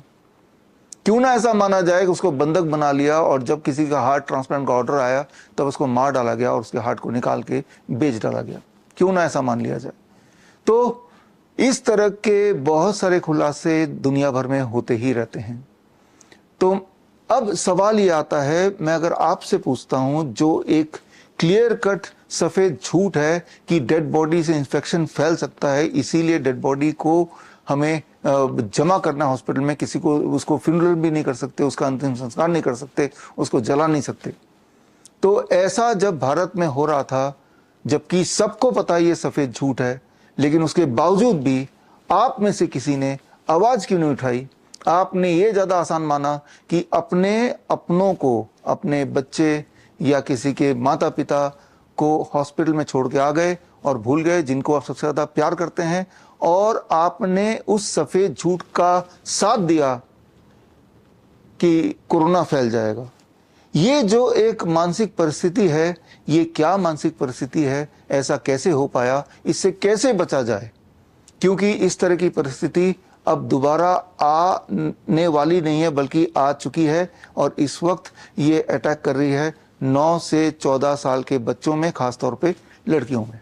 इस बात को मैं समझाऊंगा। पहले ये समझते हैं कि ये जो मानसिक स्थिति है जिसमें एक सफेद झूठ को भी हम विलिंगली एक्सेप्ट कर लेते हैं, आंख बंद कर लेते हैं, उसे सच मान लिया है, ऐसा ढोंग रचाते हैं, वो भी मास स्केल में। ये कैसे हो पाता है? ये कैसे हुआ हमारे देश में, देश दुनिया में? इसको समझना जरूरी है। अगर इसको नहीं समझेंगे तो कभी ना कभी ही हम दोबारा से इस तरह के ट्रैप में फंस जाएंगे, और जहां सवाल लाइफ एंड डेथ का हो, वहां पे इस तरह के जाल से बाहर निकालने की प्लानिंग, इस तरह के ट्रैप से बाहर निकलने की, इस तरह की गुलामी से बाहर निकलने की प्लानिंग हमें पहले से कर लेनी चाहिए। After all it is about your life and death. तो आपकी मानसिक स्थिति इस प्रकार की है कि एक सफेद झूठ को भी आपने एज्यूम कर लिया, आपने लोगों को यूं ही बता दिया कि हम इसको सच मान रहे हैं, जबकि आपका अंतरात्मा बताती है कि ये सच नहीं है। तो एक राजा की कहानी, it is called emperors new cloth, जो आज से 190 साल पहले लिखी गई थी, और उस कहानी से मैं आपको उदाहरण से समझाना चाहता हूं कि ये मानसिक परिस्थिति क्या है और इस मानसिक परिस्थिति से बाहर निकलने के लिए क्या करना पड़ेगा, और जो लोग इसके अंदर ट्रैप्ड हैं उन्हें कैसे पहचानें और अपनी बचाव कैसे करें। After all it is a matter of your life and death.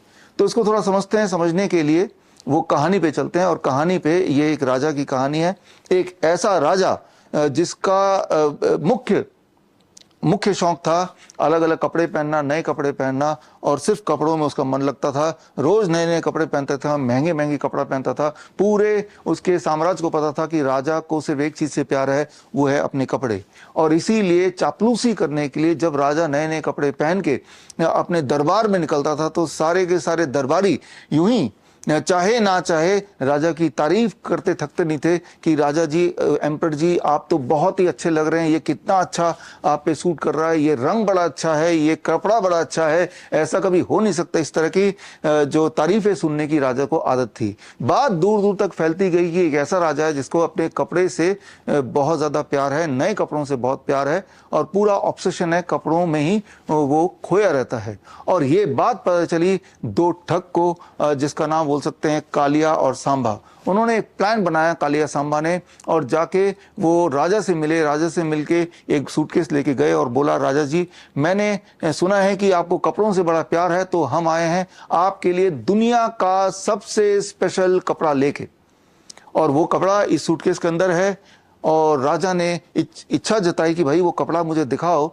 तो कालिया और सांबा ये बोलने लगे कि ये इतना स्पेशल कपड़ा इतने स्पेशल मटेरियल से बना है, इसकी खासियत ये है कि दुनिया में इकलौता है, और खासियत ये कि ये कपड़ा उन्हीं को दिखाई देता है जो अपने पद के लिए, जिस पद पे वो बैठा है उसके लिए अगर वो सक्षम है और वो डिजर्व करता है वो पद, तभी उसको ये कपड़ा दिखाई देगा। जो बिल्कुल मूर्ख है, जो किसी लायक नहीं है, उसको ये कपड़ा दिखाई नहीं देगा। राजा को बड़ी इच्छा हुई कि दिखाओ, मुझे देखना है कपड़ा। और तभी कालिया ने कपड़ा बाहर निकालने का नाटक किया, और नाटक करके हाथ को ऊपर करके बोला कि राजा जी देखिए कितना सुंदर कपड़ा है, क्या आपको कपड़ा दिख रहा है? और ऑब्वियसली राजा को कोई कपड़ा दिखा नहीं, लेकिन राजा के दिमाग में आया कि अगर मैं बोल दूं मुझे नहीं दिख रहा तो ये सोचेंगे कि मैं इस गद्दी के योग्य नहीं हूं, मैं एक बुद्धू इंसान हूं, तो मैं कभी किसी को नहीं पता नहीं चलने दूंगा कि मैं योग्य नहीं हूं, बुद्धू हूं मैं। तो वो राजा बोलता, अरे वाह कितना बढ़िया कपड़ा है, ऐसा कपड़ा मैंने पहले कभी नहीं देखा, ये तो दुनिया का सबसे बढ़िया कपड़ा है। तो काली और सांबा ने प्रपोजल रखा कि आप बोलें तो आपके लिए कपड़ा सिलवा दूं। तो राजा खुशी खुशी मान गए, और राजा ये बात सोच के भी खुश हो गए कि काले सांबा को पता नहीं चला कि राजा अयोग्य है और बुद्धू भी है। तो राजा को काले सांबा ने बोला कि मुझे तो इतने सारे सोने के सिक्के चाहिए। राजा ने सारी डिमांड पूरी की, और उन सोने के सिक्के से उन्होंने दिखाया कि हम एक यहीं पे एक वर्कशॉप लगाएंगे और एक फैक्ट्री लगा के आपके स्पेशल कपड़े को बनाएंगे। और उन्होंने एक छोटी सी फैक्ट्री लगाई राजमहल में ही, और दिन रात कालिया सांबा ये एक्टिंग करने लगे कि वो कोई कपड़ा बना रहे हैं, जबकि वो कपड़ा था ही नहीं, सिर्फ कपड़ा बनाने की एक्टिंग थी। और इस बीच राजा देखने आए कि कपड़ा कितना बन गया। तो सांबा ने बोला, देखो कपड़ा तो ऑलमोस्ट बन गया, कि देखिए कितना प्यारा लग रहा है कपड़ा। और राजा ने पहले ही ठान रखा था, मैं कभी नहीं बताऊंगा कि मुझे नहीं दिखाई दे रहा है। राजा ने बोला, वाह मुझे बड़ा अच्छा दिखाई दे रहा है। और पूरे जो दरबारी थे उनको भी इंतजार होने लगा कि एक इनविजिबल कपड़ा तैयार किया जा रहा है राजा के लिए, और ये इनविजिबल कपड़ा उन्हीं को नहीं दिखाई देगा जो बहुत मूर्ख होंगे या अपने पद के लिए जो सक्षम नहीं होंगे, लायक नहीं होंगे, उनको नहीं दिखाई देगा, बाकी सबको दिखाई देगा। और ये बात उनके साम्राज्य में हर जगह फैल गई प्रोपेगेंडा मीडिया के तहत कि राजा एक ऐसा कपड़ा सिलवा रहे हैं जो मूर्खों को नहीं दिखेगा, जो बुद्धिमानों को दिखेगा, या ऐसे लोगों को नहीं दिखेगा जो अपने पद के लिए सूटेबल ना हो। और फिर राजा को वो कपड़ा इन्होंने पहनाने की एक्चुअली एक्टिंग की, और राजा को भी एक्टिंग कर रहा था कि मैंने पहन लिया। और पहनाने के एक्टिंग के बाद कालिया और सांबा राजा को बोलने लगे, राजा जी आप तो बहुत ही खूबसूरत दिख रहे हैं, क्या लग रहा है आपको? राजा ने अपने आप को शीशे में देखा, और फिर राजा ने देखा मैं तो नंगा खड़ा हूं, लेकिन राजा ने फिर एक्टिंग की, अरे ये तो बहुत अच्छा कपड़ा है, इससे अच्छा तो डिजाइन हो ही नहीं सकता, मुझे तो बड़ा अच्छा लग रहा है, कलर भी मुझे बड़ा सूट कर रहा है। तो कालिया सांबा ने एक प्रपोजल दिया, क्यों ना इस कपड़े को पहन के आप पूरे अपने राजमहल का चक्कर लगाएं, अपने साम्राज्य का चक्कर लगाएं। इससे आपको ये भी पता चल जाएगा कि कौन कौन बुद्धू है जिसे कपड़ा नहीं दिखेगा, यानी कि वो बुद्धू, तो आपके लिए पहचान करना भी आसान हो जाएगा। तो राजा कालिया सांबा के बोलने पे और कालिया सांबा भी कपड़े पकड़ रहे हैं, उसकी एक्टिंग करने लगे। जो कपड़ों का जो पीछे का पंख टाइप निकला होता है सुपरमैन की तरह, और वो राजा आगे के चलते और कालिया सांबा पीछे कपड़ा पकड़ने की एक्टिंग करते। और जब हमेशा की तरह वो अपने दरबारियों के सामने से निकल रहे थे, दरबारियों ने भी देखा और दरबारी उनके दिमाग में आया, रे राजा ने तो कुछ पहना नहीं है, शायद मुझे कुछ दिखाई नहीं दे रहा, लेकिन मैं कभी नहीं बताऊंगा कि मुझे वो कपड़ा दिखाई नहीं दे रहा, नहीं तो राजा मुझे सोचेंगे कि ये तो बुद्धू है और अयोग्य है अपने पद के लिए। तो हमेशा की तरह दरबारियों ने राजा की तारीफ की, अरे राजा जी आपने कितने बढ़िया कपड़े पहने, मुझे सब कुछ दिखाई दे रहा है, बहुत ही अच्छे कपड़े हैं। राजा का कॉन्फिडेंस बढ़ गया कि मेरे सारे दरबारी बहुत ही इंटेलिजेंट है, बहुत ही योग्य है। अब इन्होंने डिसाइड किया कि चलो भाई अब एक साम्राज्य का भी चक्कर लगा लेते हैं, देखते हैं कि हमारे साम्राज्य में कितने योग्य लोग हैं और कितने अयोग्य लोग हैं। अब राजा बिल्कुल नंगे इसी तरह से अपने दरबारियों के साथ चक्कर लगाने अपने साम्राज्य में चले गए, और साम्राज्य में के लोगों को पहले से ही आइडिया था कि एक ऐसा कपड़ा पहन के राजा आने वाले हैं जो मूर्खों को नहीं दिखेगा, सिर्फ बुद्धिमानों को दिखेगा। तो जब लोगों ने देखा तो लोगों को भी कुछ दिखाई नहीं दिया, कोई कपड़ा दिखाई नहीं दिया, लेकिन लोगों ने भी अपने मन में वही बात रखी कि शायद अगर मैं बोल दूं कि कुछ दिखाई नहीं दे रहा तो राजा सोचेगा कि ये बुद्धू है या अयोग्य है और मैं कभी ये होने नहीं दूंगा। तो लोगों ने भी नाटक किया, अरे राजा जी कितने अच्छा लग रहा है वो कपड़ा, आप पे तो बहुत अच्छा सूट कर रहा है, मुझे सब कुछ दिखाई दे रहा है। ऐसे में एक छोटा बच्चा वो बोल पड़ा कि राजा जी तो नंगे हैं, राजा जी तो नंगे हैं।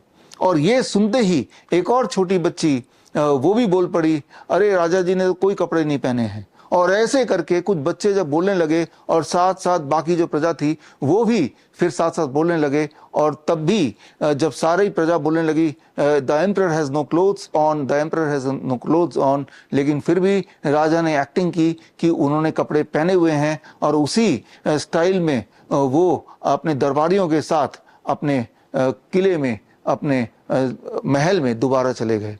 राजा को तो एक सबक मिल ही गई, लेकिन एक सबक आपको मिलना बाकी है। ये जो एक मेंटल बिहेवियर है इसे बोला जाता है naked emperor syndrome. Naked emperor syndrome का मतलब सोशल कंफर्मिटी। सोशल कंफर्मिटी का मतलब यह है कि सोशल प्रेशर को देखते हुए कोई सफेद झूठ को एज्यूम कर लेना, मान लेना या एक्टिंग करना कि मुझे ये सच ही लग रहा है, ताकि आप लोगों से अलग ना दिखो। इस डर से आप किसी भी झूठ का पार्ट बन सकते हो। That is known as naked emperor syndrome. इस पे कई सारे रिसर्च पेपर्स हैं जो आप देख रहे हैं।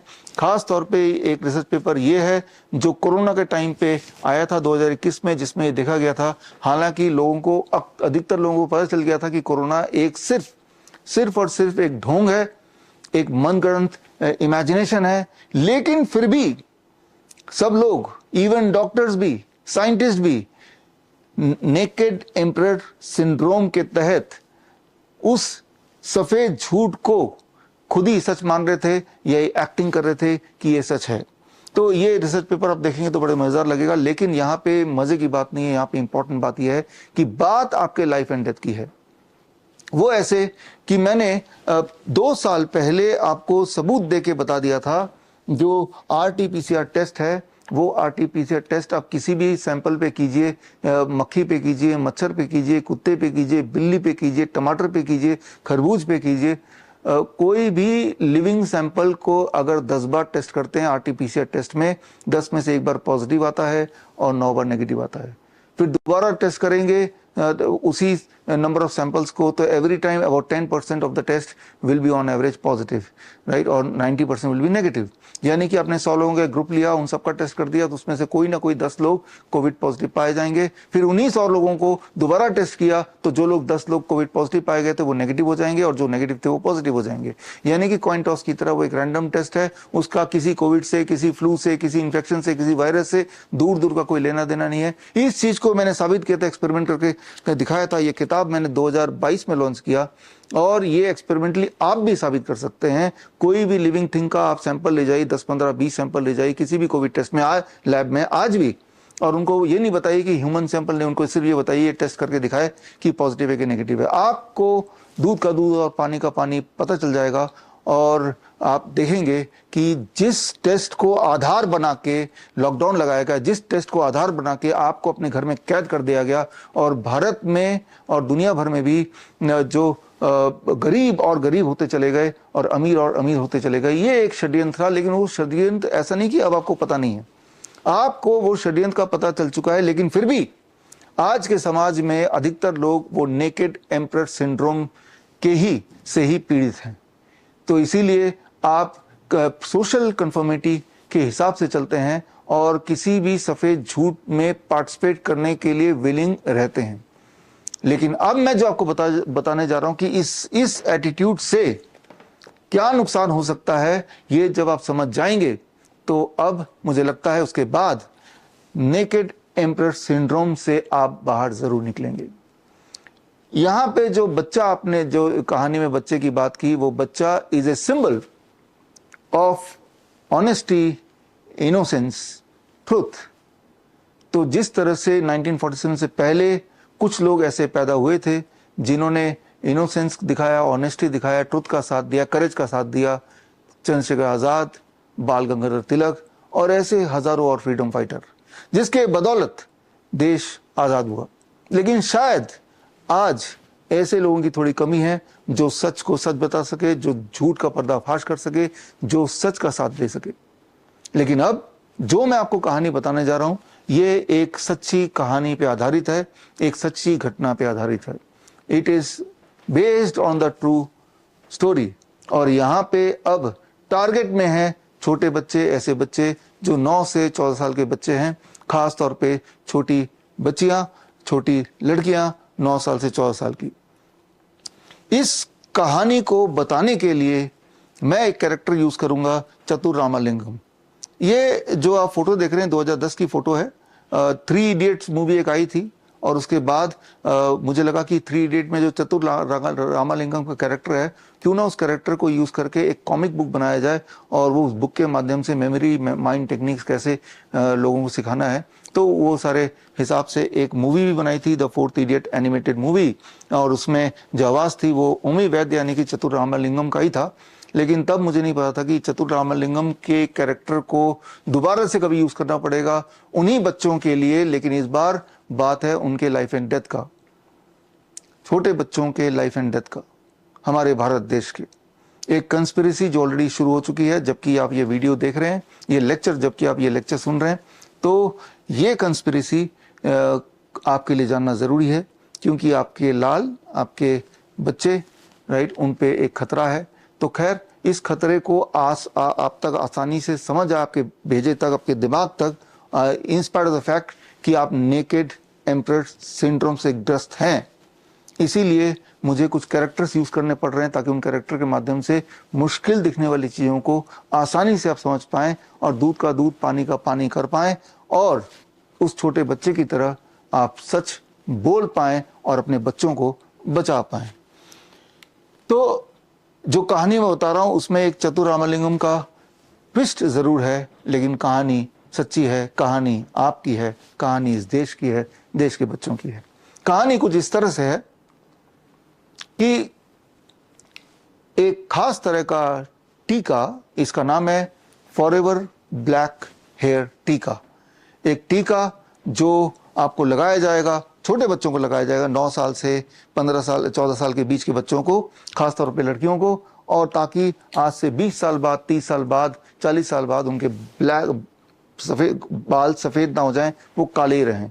यानी कि एक खास तरह का टीका, मेरे हाथ में वो टीका है, और ये टीका है, ये वाला आप टेस्ट ट्यूब सैंपल देख रहे हैं, और ये टीका लेके उनके माथे पे लगा देंगे, छोटा सा टीका, और 9 साल से 14 साल के बच्चों को लगाया जाएगा। और एक्सपेक्टेशन ये है कि जब वो बड़े हो जाएंगे तब उनके बाल सफेद नहीं होंगे, वो काले ही रहेंगे। यानी कि forever hair, forever black hair टीका, फॉरएवर ब्लैक हेयर टीका, FBH टीका। और उससे क्या होगा, उसका अंतिम रिजल्ट ये होगा जो कि प्रोपेगेट किया जा रहा है कि इससे बड़े होने के बाद उनके बाल, आज से 20 साल बाद उनके बाल सफेद नहीं होंगे, 30 साल बाद सफेद नहीं होंगे, वो काले रहेंगे अगर अभी ये टीका लगा दो तो।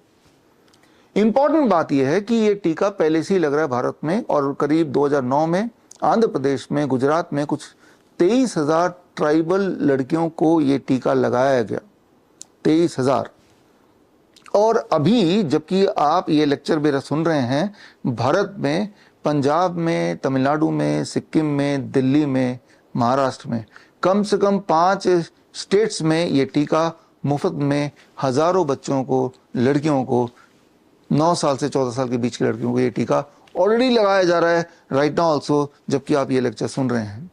और यही नहीं, ये टीका पिछले 20 सालों में लगभग 50 करोड़ छोटे बच्चों को लगा दिया गया है।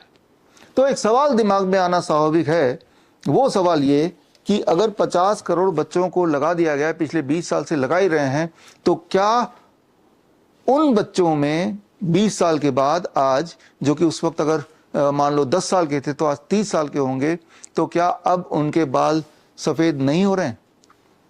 तो रिजल्ट देखते हैं। इस तरह के बहुत सारे ट्रायल्स हुए हैं, ऑब्जर्वेशन स्टडी हुई है, रिजल्ट आपके सामने है, बट रिजल्ट तो बड़ा शॉकिंग है। और रिजल्ट ये कह रहा है कि बल्कि जिन लोगों ने ये टीका लगाया उनमें 44.6% सफेद बाल होने के चांसेस और बढ़ गए हैं, उल्टा हो गया है। अब एक सवाल अगर आपके दिमाग में आता है कि ये टीका लगाया जिन लोगों ने पिछले 20 सालों में, उनको कोई साइड इफेक्ट तो नहीं हुए? साइड इफेक्ट तो नहीं हुए, इसका जवाब बड़ा शॉकिंग है, और जवाब सबूतों के साथ है। जवाब ये कि जिन लोगों ने लगाया, जिन बच्चों ने लगाया, 20 साल बाद पता चला कि उनमें 27% मिसकैरेज हो गया। यानी कि 100 में से 27% लड़कियां, राइट, बच्चे पैदा करने से पहले वो स्पॉन्टेनियस एबॉर्शन हो गया। आपको यहाँ पे समझना होगा, अगर हम यूएस की बात करें, डेनमार्क की बात करें, नॉर्मली वहां पे 9 से 10% स्पॉन्टेनियस एबॉर्शन होते हैं, मिसकैरेज होते हैं। लेकिन वो बच्चे जिन्होंने ये वाला टीका लगाया, उनमें जो मिसकैरेज का रेट है वो 10% की जगह 27.4% हो गया। यानी कि मिसकैरेज का रेट बढ़ गया, चाहे वो यूएस की बात करें, मिसकैरेज का रेट बढ़ गया, चाहे हम यूके की बात करें, तो इन सब देशों में, या डेनमार्क की बात करें, वो रेट बढ़ गया। लेकिन इसके अलावा इससे भयानक बात वो ये कि जिनके बच्चे पैदा भी हुए उनमें बहुत सारे बर्थ डिफेक्ट देखे गए। और इसके अलावा तीसरी बात चौंका देने वाली वो ये कि अधिकतर जो इस तरह के टीका लगाने वाली लड़कियां थी वो बांझ बन गई, वो इनफर्टाइल हो गई, और उनमें ऑटो इम्यून ओवरी डैमेज हो गया। यानी कि वो बच्चा पैदा करने में अब सक्षम है ही नहीं। और अगर आप डेटा की बात करें तो यूं मानिए कि ये है यूनाइटेड स्टेट्स का ग्राफ देख रहे हैं। यूनाइटेड स्टेट में करीब 2006 में ये टीका इंट्रोड्यूस किया था, और जो 2006 के बाद से अगर आप ध्यान से देखें तो जो बर्थ रेट है देश का वो धीरे धीरे कम होता जा रहा है, कम होता जा रहा है। और सेम इज इन यूके में 2008 में ये टीका इंट्रोड्यूस किया गया था, और टीका इंट्रोड्यूस करने के बाद यूके का बर्थ रेट भी जो ऊपर जाना था वो नीचे जाने लगा। तो इससे ये क्लियर हो जाता है कि ये टीका ना तो बालों को काले रखने में मदद कर रहा है, उल्टा ये टीका लड़कियों में बांझपन ला रहा है, इनफर्टिलिटी ला रहा है, और उनको हमेशा के लिए बांझ या इनफर्टाइल कर दे रहा है। तो ऐसा क्यों हो रहा है, इस बात को समझना चाहते हैं तो इस टीका में एक खास तरह का केमिकल मिला दिया गया है। वो केमिकल है बोरेक्स। बोरेक्स एक खास तरह का केमिकल है, ये अगर आपके बॉडी में चला जाता है तो आप इनफर्टाइल बन सकते हैं। ऐसा ये सारे रिसर्च पेपर है जो आप देख सकते हैं। अब सवाल ये आता है, जबकि ये टीका किसी काम का नहीं है और इससे बांझपन आ सकता है, पॉपुलेशन डीकंट्रोल हो सकता है, तो इस टीका को परमिशन एफडीए ने क्यों दी? इसके पीछे भी एक षड्यंत्र है, इसके पीछे भी एक चालाकी है। वो चालाकी आपको समझना होगा। चालाकी ये कि अगर मैं इसके उदाहरण से बताऊं कि जब भी कभी कोई नया दवा या नया टीका या नया कोई एक मेडिकल ट्रीटमेंट आता है तो तब लोगों तक पहुंचाने से पहले उनका ट्रायल होता है। ट्रायल में ये देखा जाता है कि क्या ये टीका प्रभावशाली है, नंबर 1। नंबर 2, क्या इसका कोई साइड इफेक्ट तो नहीं है। तो उसके लिए ट्रायल के लिए लोगों को इनवाइट किया जाता है कि कौन लोग ट्रायल में पार्टिसिपेट करना चाहते हैं, उनको बहुत पैसे देते हैं। और ट्रायल में मान लो 1000 लोग पार्टिसिपेट करते हैं, उनमें से 500 लोगों को टीका दिया गया और 500 लोगों की टीका की जगह प्लेसेबो मतलब उसमें कुछ भी नहीं है, उसमें सिर्फ पानी है, वो दिया गया। और ना तो साइंटिस्ट को पता है, ना इन्हीं लोगों को पता है कि हमें टीका मिला असली वाला या हमें प्लेसेबो मिला है। अब देखा जाता है कि भाई अगर 2 साल बाद हम देखते हैं कि कितने लोगों के बाल अभी भी काले हैं टीका ग्रुप में in comparison to placebo group. 2 साल बाद इनमें कोई साइड इफेक्ट है कि नहीं, और इनमें कोई साइड इफेक्ट है कि नहीं, जिन्होंने कुछ नहीं लिया था। तो इस तरह से जब भी कभी दुनिया में कोई नई दवा आती है तो पहले उसका रैंडमाइज कंट्रोल ट्रायल होता है, और रैंडमाइज कंट्रोल ट्रायल में एक ग्रुप में तो वो दवा रखी जाती है और दूसरे ग्रुप में प्लेसेबो रखा जाता है। प्लेसेबो मतलब कि दवाई देने का ढोंग, यानी कि टैबलेट देना है तो टैबलेट ना देके वो सिर्फ एक चीनी का छोटा सा टैबलेट का आकार बन जाता है और वो खिला देते हैं, उसको बोलते हैं कि भाई ये तो टैबलेट, ये तो असली वाला टैबलेट है, ताकि ना तो साइंटिस्ट बायस्ड हो, ना जिन्होंने वो जो ट्रायल के हिस्से में जो पार्टिसिपेंट है वो बायस्ड हो, इसलिए ये फॉर्मेट होता है। लेकिन चालाकी यहाँ पे ये की गई, जब FBH टीका को मंजूरी के लिए गए, यानी कि फॉरएवर ब्लैक हेयर टीका को, तब उन्होंने क्या किया, चालाकी करके प्लेसेबो वाले ग्रुप में प्लेसेबो ना डाल के उसमें एक नई चीज डाल दी, इसका नाम रखा फॉक्सीबो, राइट। तो ये जो ग्रुप है जो प्लेसेबो होना चाहिए था, इसके अंदर फॉक्सीबो डाल दिया। फॉक्सीबो का मतलब है कि इसमें कुछ ऐसे केमिकल डाल दिए जो केमिकल आपको नुकसान पहुंचाएंगे, ये पहले से क्लियर है। जैसे एल्युमिनियम डाल दिया, इसमें भी बोरेक्स डाल दिया, इस तरह के कुछ अंश डाल दिए। यानी कि अब जब ट्रायल हो रहा है, वो ट्रायल हो रहा है बिटवीन द रियल FBH टीका and not the placebo and the foxibo. और ट्रायल के अंत में ये बताया गया कि भाई देखो जी, इससे साइड इफेक्ट तो हो रहे हैं, करीब 50% जिन लोगों ने लिया उनमें साइड इफेक्ट हो गए, लेकिन इस ग्रुप में इससे भी ज्यादा साइड इफेक्ट है। इसका मतलब ये बड़ा अच्छा है। तो इसमें साइड इफेक्ट है, लेकिन इसमें भी साइड इफेक्ट है, और ये इससे ज्यादा अच्छा है, राइट। इस तरह का एक ट्रायल बना दिया, एक बोगस ट्रायल, और उस ट्रायल को बेसिस मान के FDA ने एक हरी झंडी दे दी। और ये ट्रायल का पूरा, अगर आपको सब कुछ पढ़ना है उसके बारे में, तो ये एक मैनुअल है जो उसी कंपनी का है, मर्क कंपनी का। ये मैनुअल आप पढ़ सकते हैं। मैनुअल डाउनलोड करने के लिए आप ये लिंक यूज कर सकते हैं।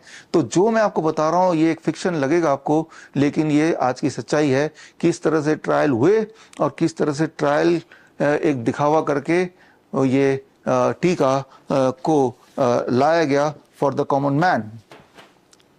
तो अब जबकि 20 साल लगभग हो चुके हैं इस टीका के आए, और जबकि 50 करोड़ डोजेज लग चुके हैं, तो जाहिर सी बात है लाखों करोड़ लोगों को इसका साइड इफेक्ट हो चुका होगा। बहुत सारे करोड़ों या लाखों लड़कियां ऑलरेडी बांझ बन चुकी होंगी, कई लोगों की साइड इफेक्ट से मृत्यु हो चुकी होगी। तो क्या दुनिया भर में इस टीका के खिलाफ कानूनी कार्रवाई हो रही है? जवाब है हाँ। और अगर आप वो कानूनी कार्रवाई क्या है ये जानना चाहते हैं, तो मैंने पूरे दुनिया भर के इस टीका के विरुद्ध जो कानूनी कार्रवाई हुई है वो मैंने लिस्ट किया है। ये देखिए, अलग अलग देशों में जो कानूनी कार्रवाई हो रही है वो यहाँ पे एक एक करके मैं आपको दिखा रहा हूँ। और ये दुनिया भर में नहीं, भारत में भी हुआ है। भारत के सुप्रीम कोर्ट में भी केस गया है 2014 में। ये डेट 2014 30 जून 27 टू 30 जून 2014 का ये आप देख रहे हैं, और ये लिंक के माध्यम से वो कानूनी कार्रवाई आप देख सकते हैं। लेकिन अब 10 साल हो गए हैं भारत में सुप्रीम कोर्ट में इस टीका के खिलाफ कानूनी कार्रवाई होते हुए, लेकिन हुआ क्या? हुआ वही जो हमेशा होता रहता है। तारीख पर तारीख, तारीख पर तारीख, तारीख पर तारीख, तारीख पर तारीख मिलती रही है, लेकिन इंसाफ नहीं मिला मिलोड, इंसाफ नहीं मिला। मिली है तो सिर्फ ये तारीख, तारीख पे तारीख। और वो तारीख पे तारीख तो एक तरफ चली रही है, और दूसरी तरफ प्रोपेगेंडा मीडिया अभी भी इस टीका को प्रमोट कर रहा है और इसको हर इंसान तक पहुंचाने के जिद पे अड़ा हुआ है। हर बच्चे के बॉडी में इस टीका को पहुंचाने में पड़ा हुआ है।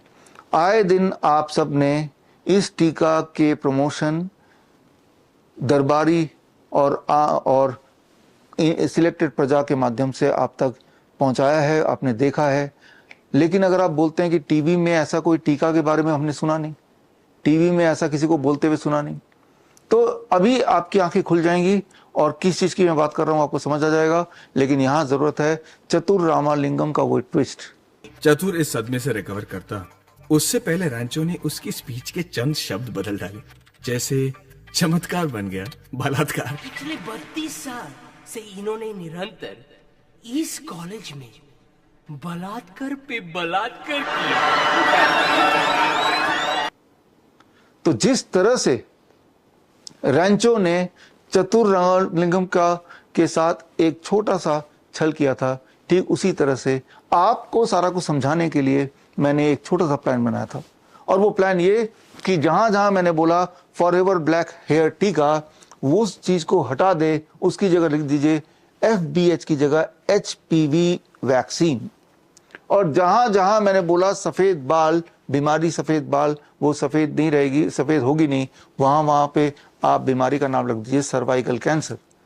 आई एम श्योर अब आप रिलेट कर पा रहे होंगे। अगर आप प्रोपेगेंडा मीडिया देखते हैं, आप डेली अखबार पढ़ते हैं, तो ये खबरें कुछ ज्यादा ही प्रमोट की जा रही हैं कि HPV वैक्सीन बच्चों को लगाया जाएगा, लड़कियों को लगाया जाएगा, लगाया जा रहा है 9 साल से 14 साल के बच्चों को, ताकि बड़े होने पे उनको सर्वाइकल कैंसर ना हो जाए। अभी वैक्सीन लगा लो, जब 30 साल 40 साल के हो जाओगे तब आपको सर्वाइकल कैंसर नहीं होगा। ऐसा प्रिटेंड किया जा रहा है कि हम तो आप बच्चे की भलाई चाहते हैं, उनकी जान बचाना चाहते हैं तब के लिए, ताकि अभी हम कुछ करें ताकि तब दिक्कत ना हो। जबकि मैंने आपको ऑलरेडी दिखा दिया कि इस सर्वाइकल कैंसर के वैक्सीन, HPV वैक्सीन के अगेंस्ट जो सच्चाई क्या है, उसके सारे आंकड़े विद ऑल द रिपोर्ट्स मैंने आपके सामने पेश कर ही दिया। लेकिन इसके बावजूद भी क्यों ऐसा है कि ये प्रमोट हो रहा है अखबारों में, और बड़े बड़े लोग या जिन्हें हम बड़े मानते हैं वो खुल के इसका प्रमोशन कर रहे हैं। अगर आपको अब भी नहीं समझ आ रहा या आप रिकॉल नहीं कर पा रहे हैं प्रोपेगेंडा मीडिया में, या आप मीडिया देखते रहिए, तो छोटा सा मैं आपको क्लिपिंग दिखाता हूं निर्मला सीतारमण का, जो कि फाइनेंस मिनिस्टर है, किस तरह से HPV वैक्सीन का प्रमोशन कर रही है। Cervical cancer vaccination. Our government will encourage vaccination for girls in the age group of 9 to 14 years for prevention of cervical cancer. अभी आपने निर्मला सीतारमण को देखा और अब देखते हैं सुधा मूर्ति, जिन्होंने पार्लियामेंट में खड़े होके इसी खतरनाक डेडली HPV वैक्सीन का प्रमोशन किया। सुधा मूर्ति, जिनकी किताबें मैं और मेरी 10 साल की बेटी एक साथ पढ़ते हैं और उस किताबों से बहुत सारे ज्ञान लेते हैं, बहुत सारा इंस्पिरेशन लेते हैं। लेकिन अब इन किताबों की लेखिका सुधा मूर्ति कुछ ऐसा बोल रही हैं जो मेरे बच्चे को, क्योंकि वो भी 9 से 14 साल के ब्रैकेट में है, को आगे जाके इनफर्टाइल बना सकता है या बहुत सारी और बीमारियां ला सकता है। और इसके कंस्पिरेसी का जाने अनजाने, या तो मैं ये बोलूंगा नेकेड एम्प्रेस सिंड्रोम के तहत इसका हिस्सा बन रही हैं, और जो सारे एविडेंस उसको इग्नोर करके, आंख बंद करके पब्लिकली इसको प्रमोट कर रही हैं। और इस चीज से आपको समझ आ गया होगा कि किस तरह से हमारे समाज में नेकेड एम्प्रेस सिंड्रोम जन जन के अंदर एक बीमारी की तरह घुस गया है। There is a vaccination which is given to women, girls between the age of 9 to 14, known as the cervical vaccination, which can, if the girls take that, it can be avoided. May I request that to the House that we should incorporate that vaccination for the benefit of our girls, because prevention is better than cure.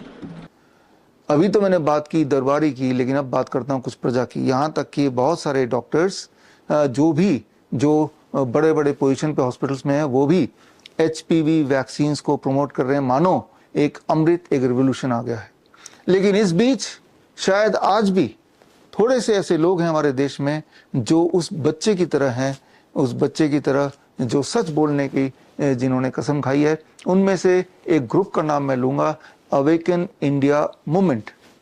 तो उन्होंने जब ऐसे डॉक्टरों को HPV vaccine promote करते हुए देखा, तो उन्होंने इन्हीं में से कुछ डॉक्यूमेंट जो उन्होंने तैयार किए हुए थे डॉक्टरों को जब पेश किया कि इसके एविडेंस तो कुछ और कह रहे हैं, इसके एविडेंस तो ठीक उल्टा कह रहे हैं, तो देखिए जब उन डॉक्टरों से कन्फ्रंट हुआ तो वो नेकेड एम्परर सिंड्रोम से ग्रस्त वो डॉक्टर जो HPV वैक्सीन प्रमोट कर रहे थे, तो तब उनका जवाब क्या होता है, जरा इस क्लिपिंग को देखिए।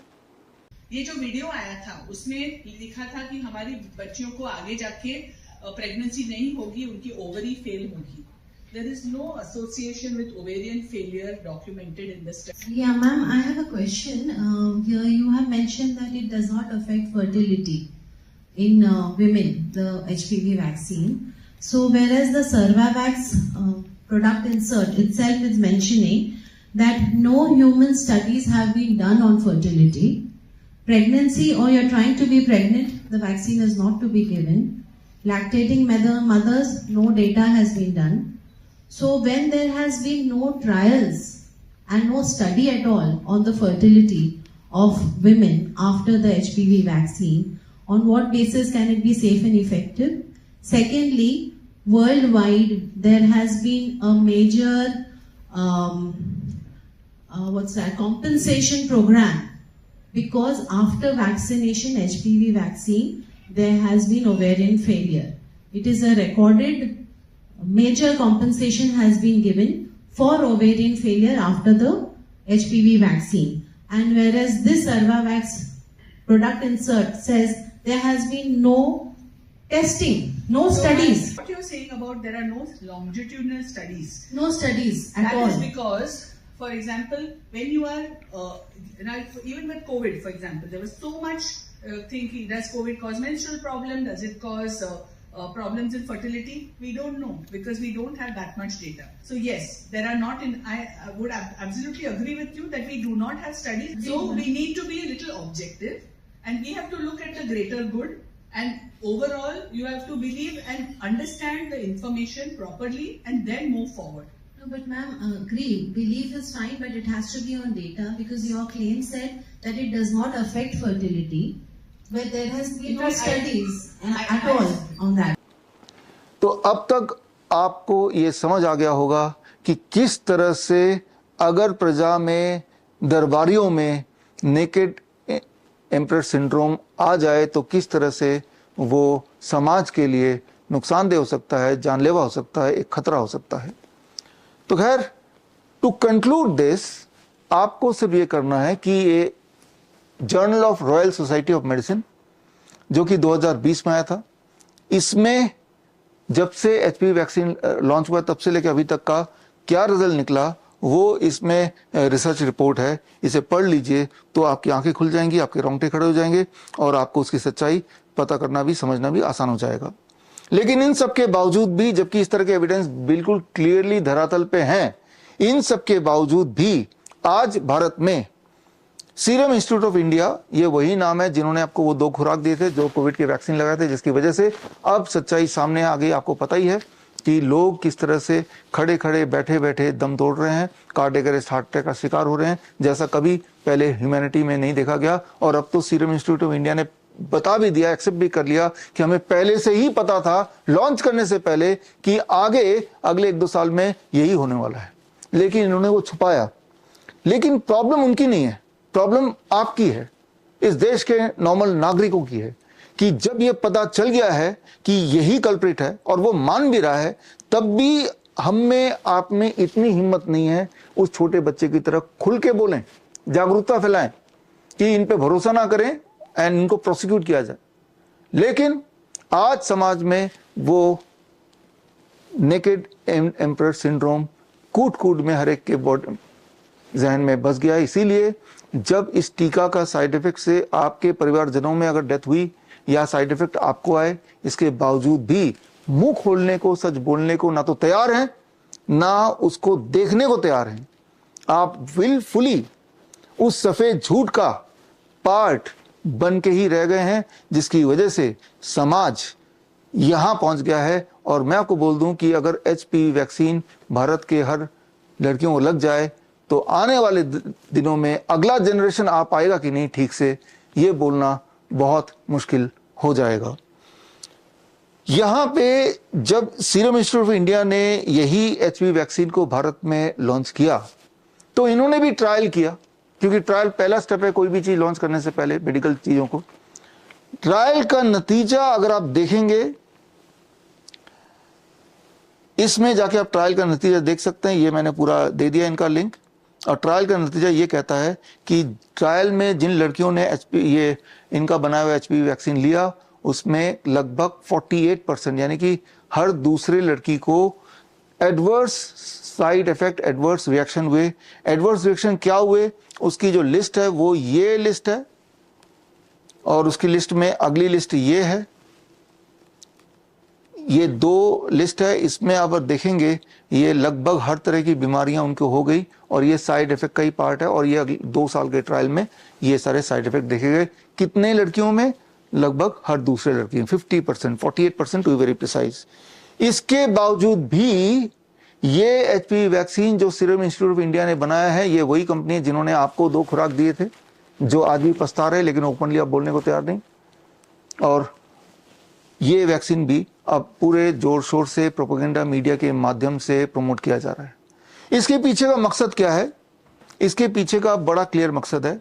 आपको ये समझना होगा कि जैसे मैंने बताया, पिछले लगभग 20 सालों में मर्क कंपनी ने अपने 50 करोड़ से ज्यादा डोजेस एचपीवी वैक्सीन के पूरी दुनिया में बेचे हैं, जिससे उनकी कमाई हर साल की लगभग 30,000 करोड़ से लेके सेल 50,000 करोड़ तक की हुई है।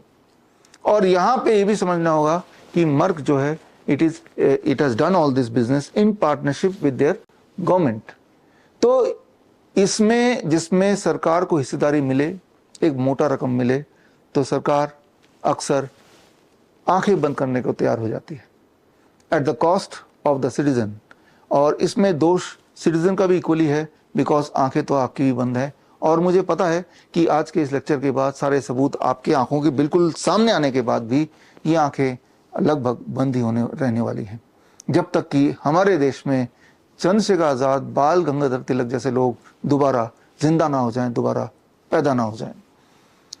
जबकि ये जो दिखावा किया जा रहा है कि सर्वाइकल कैंसर को हम बचाना चाहते हैं, इससे दुनिया को, देश को बचाना चाहते हैं, बच्चों को बचाना चाहते हैं, ट्रुथ ये है, अगर आप ये रिसर्च पेपर पढ़ें कि जैसे ही बेटर हाइजीन मिलता है, क्लीन वाटर मिलता है, इंप्रूव न्यूट्रिशन मिलता है, इससे सर्वाइकल कैंसर भी और बाकी सारे कैंसर भी अपने आप ही गायब होने लगते हैं। तो यानी कि अगर सही मायने में हमें ये चिंता है कि बच्चों को या बड़े होने के बाद उनको cervical cancer, for that matter कोई भी कैंसर ना हो, तो उसका जवाब भी यहीं पे है, इसी धरातल में। सिर्फ improve nutrition, clean water and better hygiene दे दो, तो उससे ही ये जो कैंसर के चांसेस, फॉर दैट मैटर किसी बीमारी के चांसेस बहुत कम हो जाते हैं। तो अगर तो गवर्नमेंट को या आपको या सोसाइटी को एज ए होल काम करना ही है तो इस डायरेक्शन में काम करना है। लेकिन इस डायरेक्शन में जब काम करेंगे तो यहाँ पे there is no way to earn money, कमाई का कोई तरीका नहीं है। जितनी सारी बातें मैंने आपको बताई, जितने सारे रिसर्च पेपर अभी तक आपको दिखाए, ये सारे रिसर्च पेपर अगर आपको देखना है, पढ़ना है, समझना है, तो ये सारे रिसर्च पेपर आपको इस लिंक में मिल जाएंगे, bishrup.com/hpv। ये आप जरूर पढ़िए, खास तौर पे अगर आपके घर में छोटे बच्चे हैं 9 साल से 14 साल के। और ये मत समझिए कि छोटे बच्चे नहीं हैं तो आप बच गए। याद रखिए, इस तरह के षड्यंत्र तब तक होते रहेंगे जब तक आप नेकेड एम्परर सिंड्रोम वाली बीमारी से ग्रस्त रहेंगे। अब बात जो है कि एचपीवी वैक्सीन का सर्वाइकल कैंसर से क्या कनेक्शन है, कैसे एचपीवी वैक्सीन सर्वाइकल कैंसर को बचाएगी या ऐसे होने से रोकेगी, इसको समझने के लिए या इसका जो तथ्य दिया था उसको समझने के लिए, समझाने के लिए मैं एक उदाहरण लेता हूं।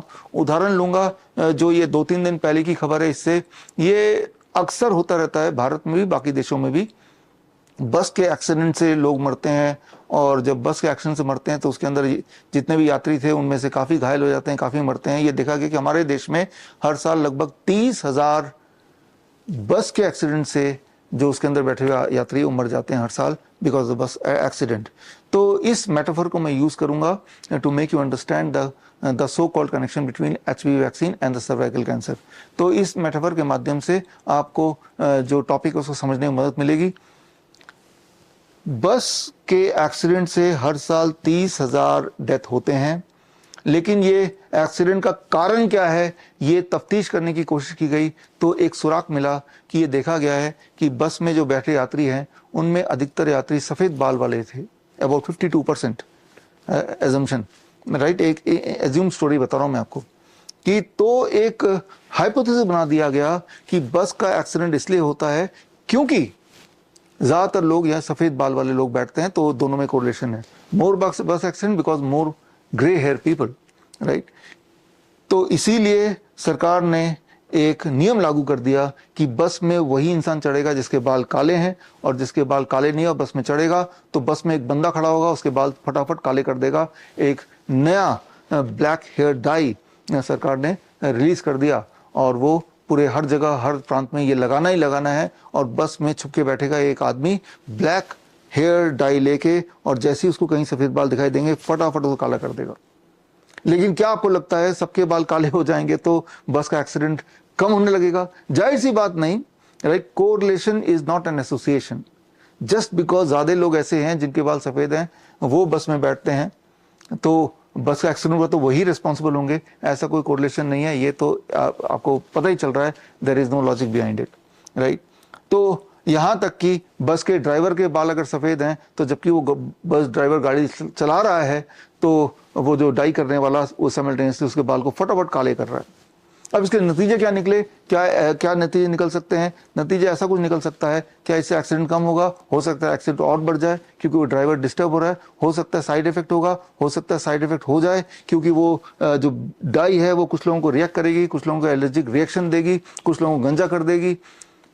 ये बेतुकी सी कहानी जो आपको बिल्कुल ना सिर ना पैर की लग रही है, अब बिल्कुल सिर और पैर की लगेगी जब इसको मैं HPV वैक्सीन और कैंसर के कॉन्टेक्स्ट में जोड़ूंगा। जोड़ते हैं। पहले तो सर्वाइकल कैंसर, सर्विक्स होता क्या है? वेजाइना और यूट्रस को जोड़ने वाला जो पार्ट है बॉडी का, इन केस ऑफ फीमेल उसे कहते हैं सर्विक्स, और वहां पे कैंसर हो जाए तो उसे बोलेंगे सर्वाइकल कैंसर। हर साल करीब 77,000 डेथ होता है, ऐसा ऑफिशियल आंकड़ा है सर्वाइकल कैंसर से। अब जिन लोगों में सर्वाइकल कैंसर से डेथ हुआ, ये खोज की जाने लगी कि वो सर्वाइकल कैंसर हुआ कैसे। उन लोगों में पाया गया इस बस एक्सीडेंट की तरह कि अधिकतर के सर्वाइकल में HPV वायरस है, ह्यूमन पेपिलोमा वायरस है। बहुत सारे और वायरस भी हैं लेकिन ह्यूमन पेपिलोमा वायरस भी है। तो ऑटोमेटिकली ये मान लिया गया कि ह्यूमन पेपिलोमा वायरस ही उस इंसान को सर्वाइकल कैंसर दे रहा है। ठीक उसी तरह से क्योंकि इसमें सफेद बाल वाले लोग भी बैठे हैं तो जरूर ये सफेद बाल वाले लोगों की वजह से ही मैजिकली एक्सीडेंट हो रहा है। उसी तरह का कोरिलेशन बनाया गया, जबकि ये बात हमें पता है सदियों से कि जब से इंसानियत दुनिया में है तब से HPV ह्यूमन पेपिलोमा वायरस हमारे बॉडी में एज ए कैरियर रहती ही है। तो इस वायरस का बॉडी में रहने से हमें कैंसर हो ही जाएगा, ऐसा कोई कोरिलेशन नहीं है। कोरिलेशन सिर्फ इतना है कि हमारी इम्यूनिटी अगर बहुत कम हो जाती है तो किसी भी तरह का वायरस रहेगा तो वो और फैलने लगेगा हमारी इम्यूनिटी कम होते ही, और उससे हम बीमार पड़ते हैं। चाहे वो ह्यूमन पेपिलोमा वायरस की बात करें या इन्फ्लुएंजा वायरस की बात करें या कोरोना वायरस की बात करें, किसी भी तरह का वायरस आप अपने लिमिट से बाहर तभी निकलता है जब हमारी इम्यूनिटी कमजोर हो जाती है। ठीक उसी तरह से बस ड्राइवर चाहे कितना भी अच्छा क्यों ना हो, अगर बस के ब्रेक फेल हो गया तो उसे मरना ही मरना है। अगर आपकी इम्यूनिटी फेल हो गई तो उसमें कोई वायरस हो, बैक्टीरिया हो ना हो, you are going to die. मैं एक चैलेंज देता हूं, आप ढूंढ के निकालिए कोई ऐसा पेपर, रिसर्च पेपर जिसमें यह साबित हो गया हो कि हाँ ये ह्यूमन पेपिलोमा वायरस ने ही इस इंसान के अंदर सर्वाइकल कैंसर घुसा दिया और जिसकी वजह से उसकी डेथ हो गई। एक रिसर्च पेपर अगर आप निकाल के देंगे मैं आपको 1 लाख रुपए दे दूंगा। कोरिलेशन हो सकता है कि जिनको में कैंसर है उनमें HPV ह्यूमन पेपिलोमा वायरस है, एट द सेम टाइम ऐसे भी बहुत लोग हैं जिनके बॉडी में including me human papilloma virus हो सकता है और हमें कोई दिक्कत नहीं है। तो दोनों तरह के लोग हैं हमारे इस दुनिया में, जिनको दिक्कत नहीं है उनके बॉडी में भी ये वायरस है, जिनको दिक्कत हुई है किसी भी तरह से उनके बॉडी में वायरस है। तो इस बात को हमें समझना पड़ेगा। तो ये मैं आपको इतना एम्फोसिस देके क्यों बता रहा हूँ, क्योंकि मैं चाहता हूँ कि आप इस ट्रैप से बाहर आएं। पहली बात तो ये है कि भारत में जो सर्वाइकल कैंसर से डेथ है, अगर ऑफिशियल फिगर को भी मान लेते हैं तो ये बहुत ही कम है इन कंपैरिजन टू, अगर हम देखें हमारी पॉपुलेशन 140 करोड़ की, इन कंपैरिजन टू अगर हम देखें कि बाकी बीमारियों से डेथ की, राइट। लेकिन पहले तो मीडिया में बार बार टीवी में दिखा दिखा कि सर्वाइकल कैंसर आपको एजुकेट किया जा रहा है, ये एक भयंकर बीमारी है, और ताकि जब HPV वैक्सीन आपके बच्चों को देने की बारी आएगी तो वो डर का माहौल पहले से क्रिएट कर दिया गया था, आप इमीडिएटली उसको मान जाएंगे। इवन इफ आपने ये सारे रिसर्च पढ़े हैं तब भी that emperor who was naked emperor syndrome के तहत आप अपनी आंख कान नाक बंद कर लेंगे और आप छोड़ देंगे, जो भी हो रहा है हालात के हिसाब से होने देंगे। लेकिन नुकसान आपका नहीं होगा, आपके आने वाले जनरेशन का होगा, और आपके आने वाले जनरेशन खत्म हो गए तो इससे बड़ा नुकसान कुछ भी नहीं हो सकता। तो मैं यहाँ पे बात कर रहा हूँ खास तौर पे आज के दिन 23 जुलाई, जबकि इस दिन 2 महापुरुषों का जन्म हुआ था जिन्होंने भारत को आज़ादी दिलाई। तो क्यों ना एक मुहिम शुरू किया जाए, मुहिम ये कि हमें अंग्रेजी दवाइयों के इस प्रोपेगेंडा से आज़ादी दिलानी होगी। आपने देखा आज ही 2 पेशेंट्स की बात की, एक ने बोन मैरो ट्रांसप्लांट से अपने आप पीछा छुड़ाया, दूसरे ने हार्ट ट्रांसप्लांट से पीछा छुड़ाया, और पिछले दिनों में मैंने पिछले 2 साल में आपको दिखाया किस तरह से किडनी ट्रांसप्लांट से आप पीछा छुड़ा सकते हैं just by using the GRAD system, gravitational resistance and diet system, जिसका मैंने आविष्कार किया था 2 साल पहले, 2.5 साल पहले, और उसके बाद हजारों लोगों ने किया, जो कि घर पे ही किया। बहुत लोग ऐसे हैं जो ना तो हमारे हिम्स हॉस्पिटल आए ना मुझसे मिले, जस्ट इस तरह की वीडियोस देख लिए और वीडियो देख के उन्होंने घर पे ही DIP डाइट किया, हॉट वाटर इमर्शन किया, हेड डाउन टिल्ट किया और अपने किडनी को ठीक कर लिया, डायलिसिस से पीछे छुड़ा लिया, अपनी किडनी को ठीक किया, ट्रांसप्लांट की नौबत से पीछा छुड़ाया, दवाइयों से पीछा छुड़ाया, स्टीरॉयड से पीछा छुड़ाया, दोबारा नॉर्मल पटरी पे आ गई उनकी जिंदगी। तो ठीक उसी तरह से आज इस कड़ी में एक नया टेक्निक आप सीखने जा रहे हैं, और ये टेक्निक जो है द लास्ट ब्रेथ, राइट, जिसका नाम रखा है। और इस टेक्निक में आप ये सारे लंग डिजीज, चाहे अस्थमा हो, ब्रोंकाइटिस हो, क्रॉनिक ऑब्स्ट्रक्टिव पल्मोनरी डिजीज हो, या निमोनिया हो, लंग कैंसर हो, ट्यूबरकुलोसिस हो, ILD हो, ये सारी बीमारियों को कैसे ठीक करें, इस पे एक प्रोटोकॉल, और इस प्रोटोकॉल का नाम है DAN, diet and NO breathing. NO का फुल फॉर्म नाइट्रिक ऑक्साइड है, DAN प्रोटोकॉल। DAN प्रोटोकॉल बड़ा ही इंटरेस्टिंग प्रोटोकॉल है, और DAN प्रोटोकॉल को थोड़ा समझते हैं। DAN प्रोटोकॉल को समझने के लिए सिर्फ ये समझना पड़ेगा, आप स्क्रीन पे अगर देखते हैं कि इस दुनिया में, इस धरती में जितने भी प्राणी आए हैं, खासतौर पे एनिमल्स, उन सबको भगवान ने शायद एक जितना सांसें दी हुई हैं। 40 करोड़ से लेके 60 करोड़ के बीच के नंबर ऑफ सांसें। अब चूहा जो है इन 40 करोड़ सांसों को बड़ी तेजी से खर्च कर देता है, हर 1 मिनट में 200 बार सांस ले लेता है। तो चूहा इस 40 करोड़ सांसों को 3 साल में खर्च करके मर जाता है। लेकिन एक खरगोश थोड़ी कंजूसी से सांसों को खर्च करता है, करीब 1 मिनट में 60 टाइम सांसें लेता है, हर सेकंड 1 बार सांस लेता है। तो ये 12 साल में ही अपने सारे सांसों को खर्च कर देता है और ये ऊपर चला जाता है। कुत्ता जो है थोड़ी सी और कंजूसी करता है, 1 मिनट में लगभग 40 बार सांसें लेता है, तो 15 साल लग जाते हैं 40 करोड़ सांसों को यूटिलाइज करने में या खर्च करने में। इंसान जो है थोड़ा ज्यादा इंटेलिजेंट है, शायद ये 15 सांसें ही लेता है 1 मिनट में, और इसीलिए इंसान की आयु लगभग 80 साल तक की हो जाती है। एलिफेंट जो है इंसान से भी ज्यादा तेज है, वो 1 मिनट में करीब 12 सांसें लेता है, तो एलिफेंट की जिंदगी करीब 90 साल की हो जाती है। एक कछुआ जो सबसे तेज, वो 1 मिनट में लगभग 8 बार सांसें लेता है, यानी कि एक कछुआ इसीलिए शायद 150 साल जीता है। अगर आप क्लोजली ऑब्जर्व करें तो आप पाएंगे अलग अलग एनिमल की ब्रीदिंग के जो रेट है उससे उनका लाइफ स्पैन को आप कोरिलेट कर सकते हैं। आप देखिए वीडियो में किस तरह से खरगोश तेजी से सांसें ले रहा है, और अबाउट हर मिनट में, हर सेकंड में एक बार सांसें। इसके कंपैरिजन में अगर आप देखें, कुत्ते की सांस लेने की स्पीड बड़ी तेज तो है, लेकिन शायद खरगोश से कम स्पीड है। लेकिन अगर आप एक कछुए को देखें,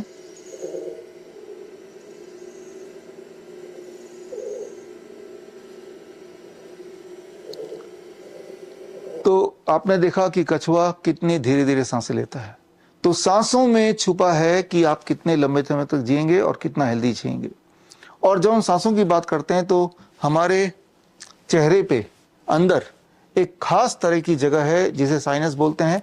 ये साइनस क्या है, इसे आप देखें तो ये एक खाली जगह है, और अगर आप 3D में देखेंगे तो जो पिंक आपको दिख रहा है, दिस इज साइनस। ये तीनों ये जो जगह दिख रहे हैं, 3-4 जगह कैविटीज दिख रहे हैं, दिस इज साइनस। साइनस को दिखाने के लिए एक छोटा सा मॉडल मेरे पास है। ये मॉडल अगर आप देखते हैं, ये दांत है, और यहाँ पे अगर मैं इसको ऐसे दिखाता हूँ, ये गड्ढा है, और यही आप बोल सकते हैं साइनस। ये रिजर्वर है जहाँ पे खास तरह का गैस स्टोर होता है, बनता और स्टोर होता है, जिसे कहते हैं नाइट्रिक ऑक्साइड। तो हमारे साइनस में एक खास तरह का गैस, या बोलें खास तरह की दवा, जो यहीं बनती है और यहीं स्टोर होती है, इसका नाम है नाइट्रिक ऑक्साइड। अब इसके आगे ये समझना होगा कि हमारे जो रेस्पिरेटरी सिस्टम है, पूरा हमारा लंग है, जो पूरा ट्रैक है जहाँ से रेस्पिरेशन होता है, इवन ENT है, इसकी साफ सफाई की रिस्पॉन्सिबिलिटी होती है इस नाइट्रिक ऑक्साइड के कलेक्शन पे। ये नाइट्रिक ऑक्साइड की कलेक्शन यहाँ पे थ्रू द पोर्स पूरे हमारे ENT में जाता है और उसे क्लीन करता है। कैसे क्लीन करता है, इसको समझने के लिए आपको 2 शब्द समझने पड़ेंगे। एक तो है म्यूकस, एक है सिलिया। सिलिया को समझने के लिए आप इमेजिन कीजिए कपड़े धोने का ब्रश, और म्यूकस को यूं मानिए जैसे पानी। कपड़े को साफ से धोना है तो आपको पानी चाहिए और ब्रश से आप धो लेंगे, लेकिन कई बार ब्रश और पानी काफ़ी नहीं होता, आपको डिटर्जेंट पाउडर भी चाहिए ताकि वो क्लीन कर सके। ये वो डिटर्जेंट पाउडर है जिसकी मैं बात कर रहा था। यहाँ से डिटर्जेंट पाउडर जाएगा आपके बॉडी के, आपके पूरे ट्रैक में, नेजल ट्रैक में, आपके लंग में, और ये जो सिलिया है ब्रश की तरह, ये छोटे छोटे रोए बोल सकते हैं, हेयर्स बोल सकते हैं, जो पूरे ट्रैक में हर जगह लगे हुए हैं। और ये म्यूकस तो आपको पता ही है, ये भी हर जगह है। तो जब ये सिलिया हिलता है, ब्रश की तरह काम करता है, और ये जो डिटर्जेंट पाउडर वाला नाइट्रिक ऑक्साइड जब वहाँ पहुँचता है और म्यूकस की तरह पानी वहाँ पहुँचता है, तो क्लिनजिंग होती है। और क्लिनजिंग जब होती है तो एक तो प्रिवेंशन होती है from all kind of lung disorder, और अगर कोई बीमार पड़ ही गया तो अगर क्लिनजिंग को बढ़ा दें तो वो इंसान कुछ दिनों में, 2-3 महीने में ठीक हो सकता है या ठीक हो जाता है। यहाँ पे एक बात समझनी होगी कि इस वक्त भी जब मैं आपसे बात कर रहा हूँ, जब आप सुन रहे हैं, तो भी आपके पूरा रेस्पिरेटरी ट्रैक में वो क्लिनजिंग हो रही है, क्योंकि ये जो साइनस है, यहाँ से वो नाइट्रिक ऑक्साइड अपने आप ही जा रहा है अलग अलग जगह पे, और सिलिया और म्यूकस अपना काम कर रहे हैं और क्लिनजिंग हो रही है। लेकिन शायद ये क्लिनजिंग आपके बॉडी में इस वक्त ज़्यादा हो रही है इन कंपैरिजन टू मेरे बॉडी में।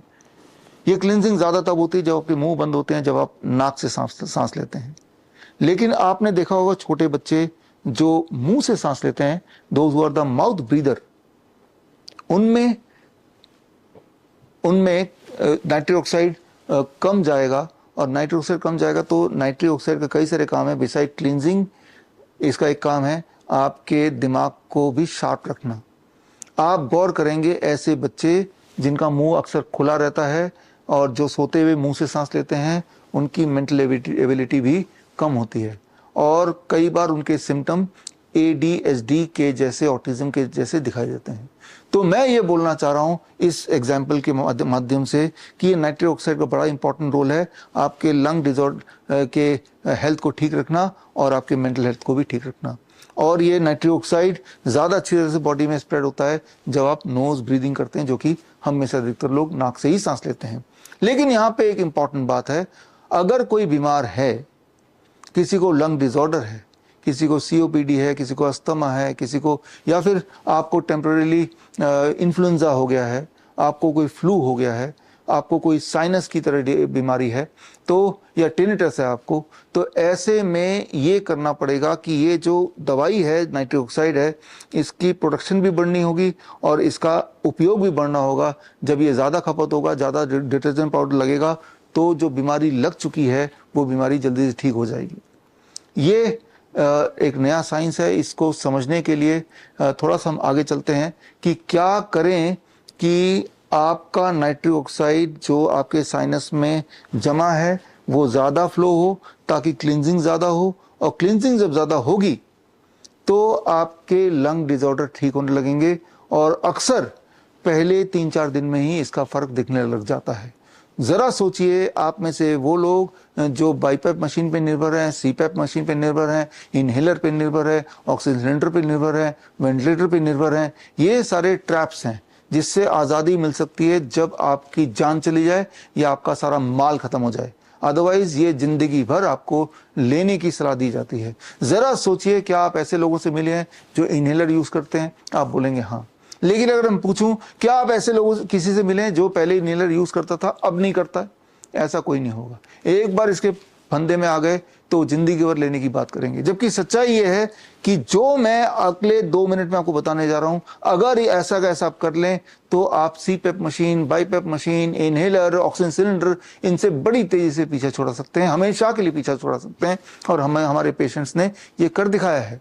लेकिन इस ट्रेनिंग के माध्यम से द लास्ट ब्रेथ आज का जो शीर्षक है, तो ये टेक्निक मैं आप तक पहुंचा रहा हूँ, जनरल मास तक पहुंचा रहा हूँ, ताकि आप या आपके आसपास कोई ऐसे लोग हों जिनको लंग डिसऑर्डर हो या ईएनटी की दिक्कत हो, तो ये डैन प्रोटोकॉल का जो एन है, नाइट्रिक ऑक्साइड ब्रीदिंग, इस पार्ट को जरा समझें।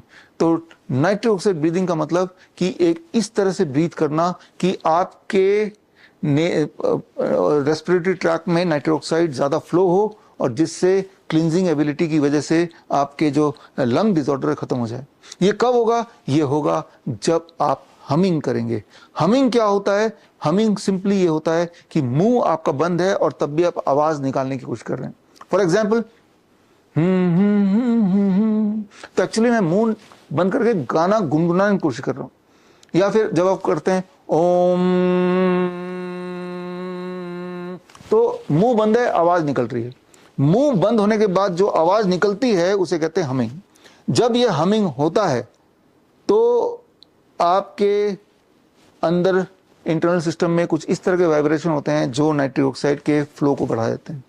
हमिंग कैसे करना है? गुनगुनाना है। फॉर एग्जांपल, एक गाना प्ले करना, आप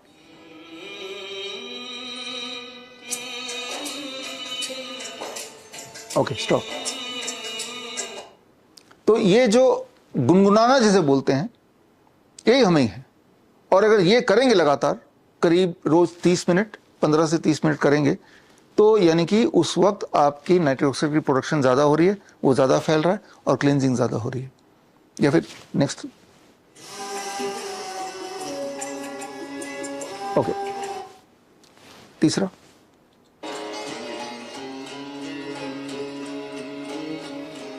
ओके। तो ये जो गुनगुनाना होता है, वो गुनगुनाना इज कॉल्ड हमिंग। या फिर आखिरी वाला करना, लास्ट वाला, ओके। लेकिन इसमें ये गुनगुनाना नहीं है, एक्चुअली मुंह खुला हुआ है, हो बोलने के लिए मुंह खोल रहे हैं। और जब मुंह खुला रहता है तो नाइट्रिक ऑक्साइड की प्रोडक्शन सबसे कम, और जब मुंह बंद होकर आवाज निकालते हैं तब नाइट्रिक ऑक्साइड की प्रोडक्शन सबसे ज्यादा। इसको समझने के लिए आपको ये समझना पड़ेगा, ये रिसर्च पेपर देखेंगे तो पता चलेगा कि mouth breathing causes ADHD like symptom.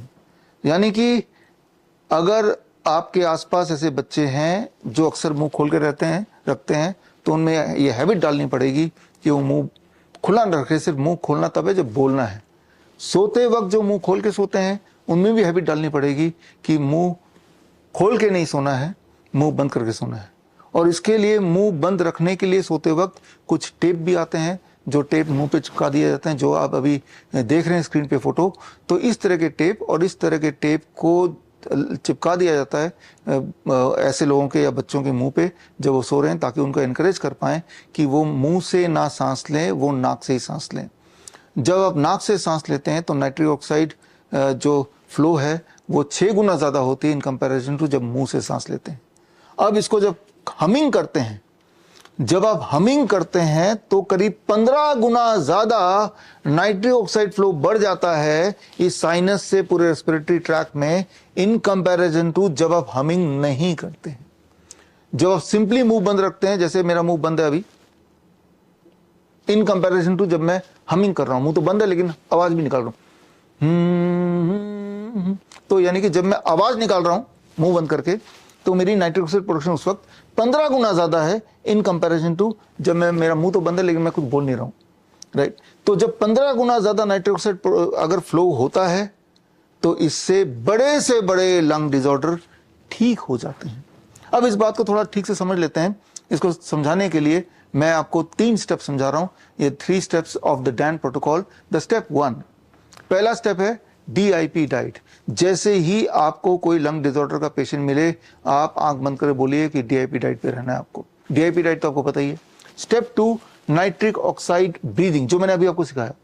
15 से 30 मिनट कम से कम, अगर ये 4 घंटे कर लें तो बड़ी तेजी से आप ठीक होने लगेंगे। किसी इंसान को 4 घंटा मुश्किल लग सकता है, लेकिन वही इंसान जब ऑक्सीजन सिलेंडर लेके वो बोझ उठाता है तब उसको आसान लगता है, तो वो बोझ उठाने दीजिए, और वो बोझ जिंदगी भर उसको उठाना पड़ेगा। ना केवल ये बोझ उसके लिए है, उसके परिवार के लिए भी है। जब इस तरह से आप किसी को एनकरेज करेंगे तो उसको 4 घंटे भी कम लगेंगे।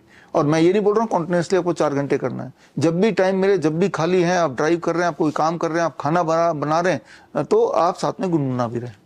और ये जिंदगी भर नहीं करना है, थोड़े दिन के लिए करना है, और जब आप ठीक हो तो करना बंद कर देना है। That is the step 2, nitric oxide breathing. Step 3, no breathing. यहाँ पे नो ब्रीदिंग का मतलब है लेस ब्रीदिंग। यहाँ पे आपको याद दिलाता हूं, जो थोड़ी देर पहले मैंने आपको बताया था कि total amount of breathing God ने शायद हमें फिक्स दी है। जो जितना स्लो ब्रीदिंग करता है, कम ब्रीदिंग करता है, लेस ब्रीदिंग करता है, उसकी आयु और हेल्थ उतनी ज्यादा दिनों तक अच्छी रहती है। तो स्लो और लेस ब्रीदिंग कैसे करें, नो ब्रीदिंग, उसका जो टेक्निक है वो टेक्निक बड़ा सिंपल है। और वो टेक्निक ये है, जैसे इस वक्त भी जब आप मुझे सुन रहे हैं या मैं जब बोल रहा हूं तो हम इनहेल कर रहे हैं, एक्सहेल कर रहे हैं, लेकिन वो ऑटोमेटिक मोड में है। हमें सोचने की जरूरत नहीं पड़ रही कि हम इनहेल कर रहे हैं फिर एक्सहेल कर रहे हैं, वो ऑटोमेटिक हो रहा है। इसमें क्या करना है कि जब आप एक्सहेल करते हैं, जैसे पहले सांसें अंदर गई ऑटोमेटिकली, फिर जब सांसें बाहर आती है, सांस बाहर आने के बाद उसको वहीं होल्ड कर दें फॉर 15 सेकेंड्स, 10 से 15 सेकंड, जितने सेकंड आराम से होल्ड कर पाते हैं। और जब आराम से नहीं कर पा रहे तो दोबारा नॉर्मली ब्रीथ करें, फिर दोबारा सांसें बाहर गई, फिर 10 से 15 सेकंड, या जब तक आप आराम से होल्ड कर पा रहे हैं। इस तरह से जब आप करेंगे, अभी आप लगभग 1 मिनट में 15 रेट ऑफ ब्रीदिंग 15 बार आप इनहेल एक्सहेल करते हैं, तब 1 मिनट में 15 की जगह 10 बार ही आप इनहेल एक्सहेल करेंगे।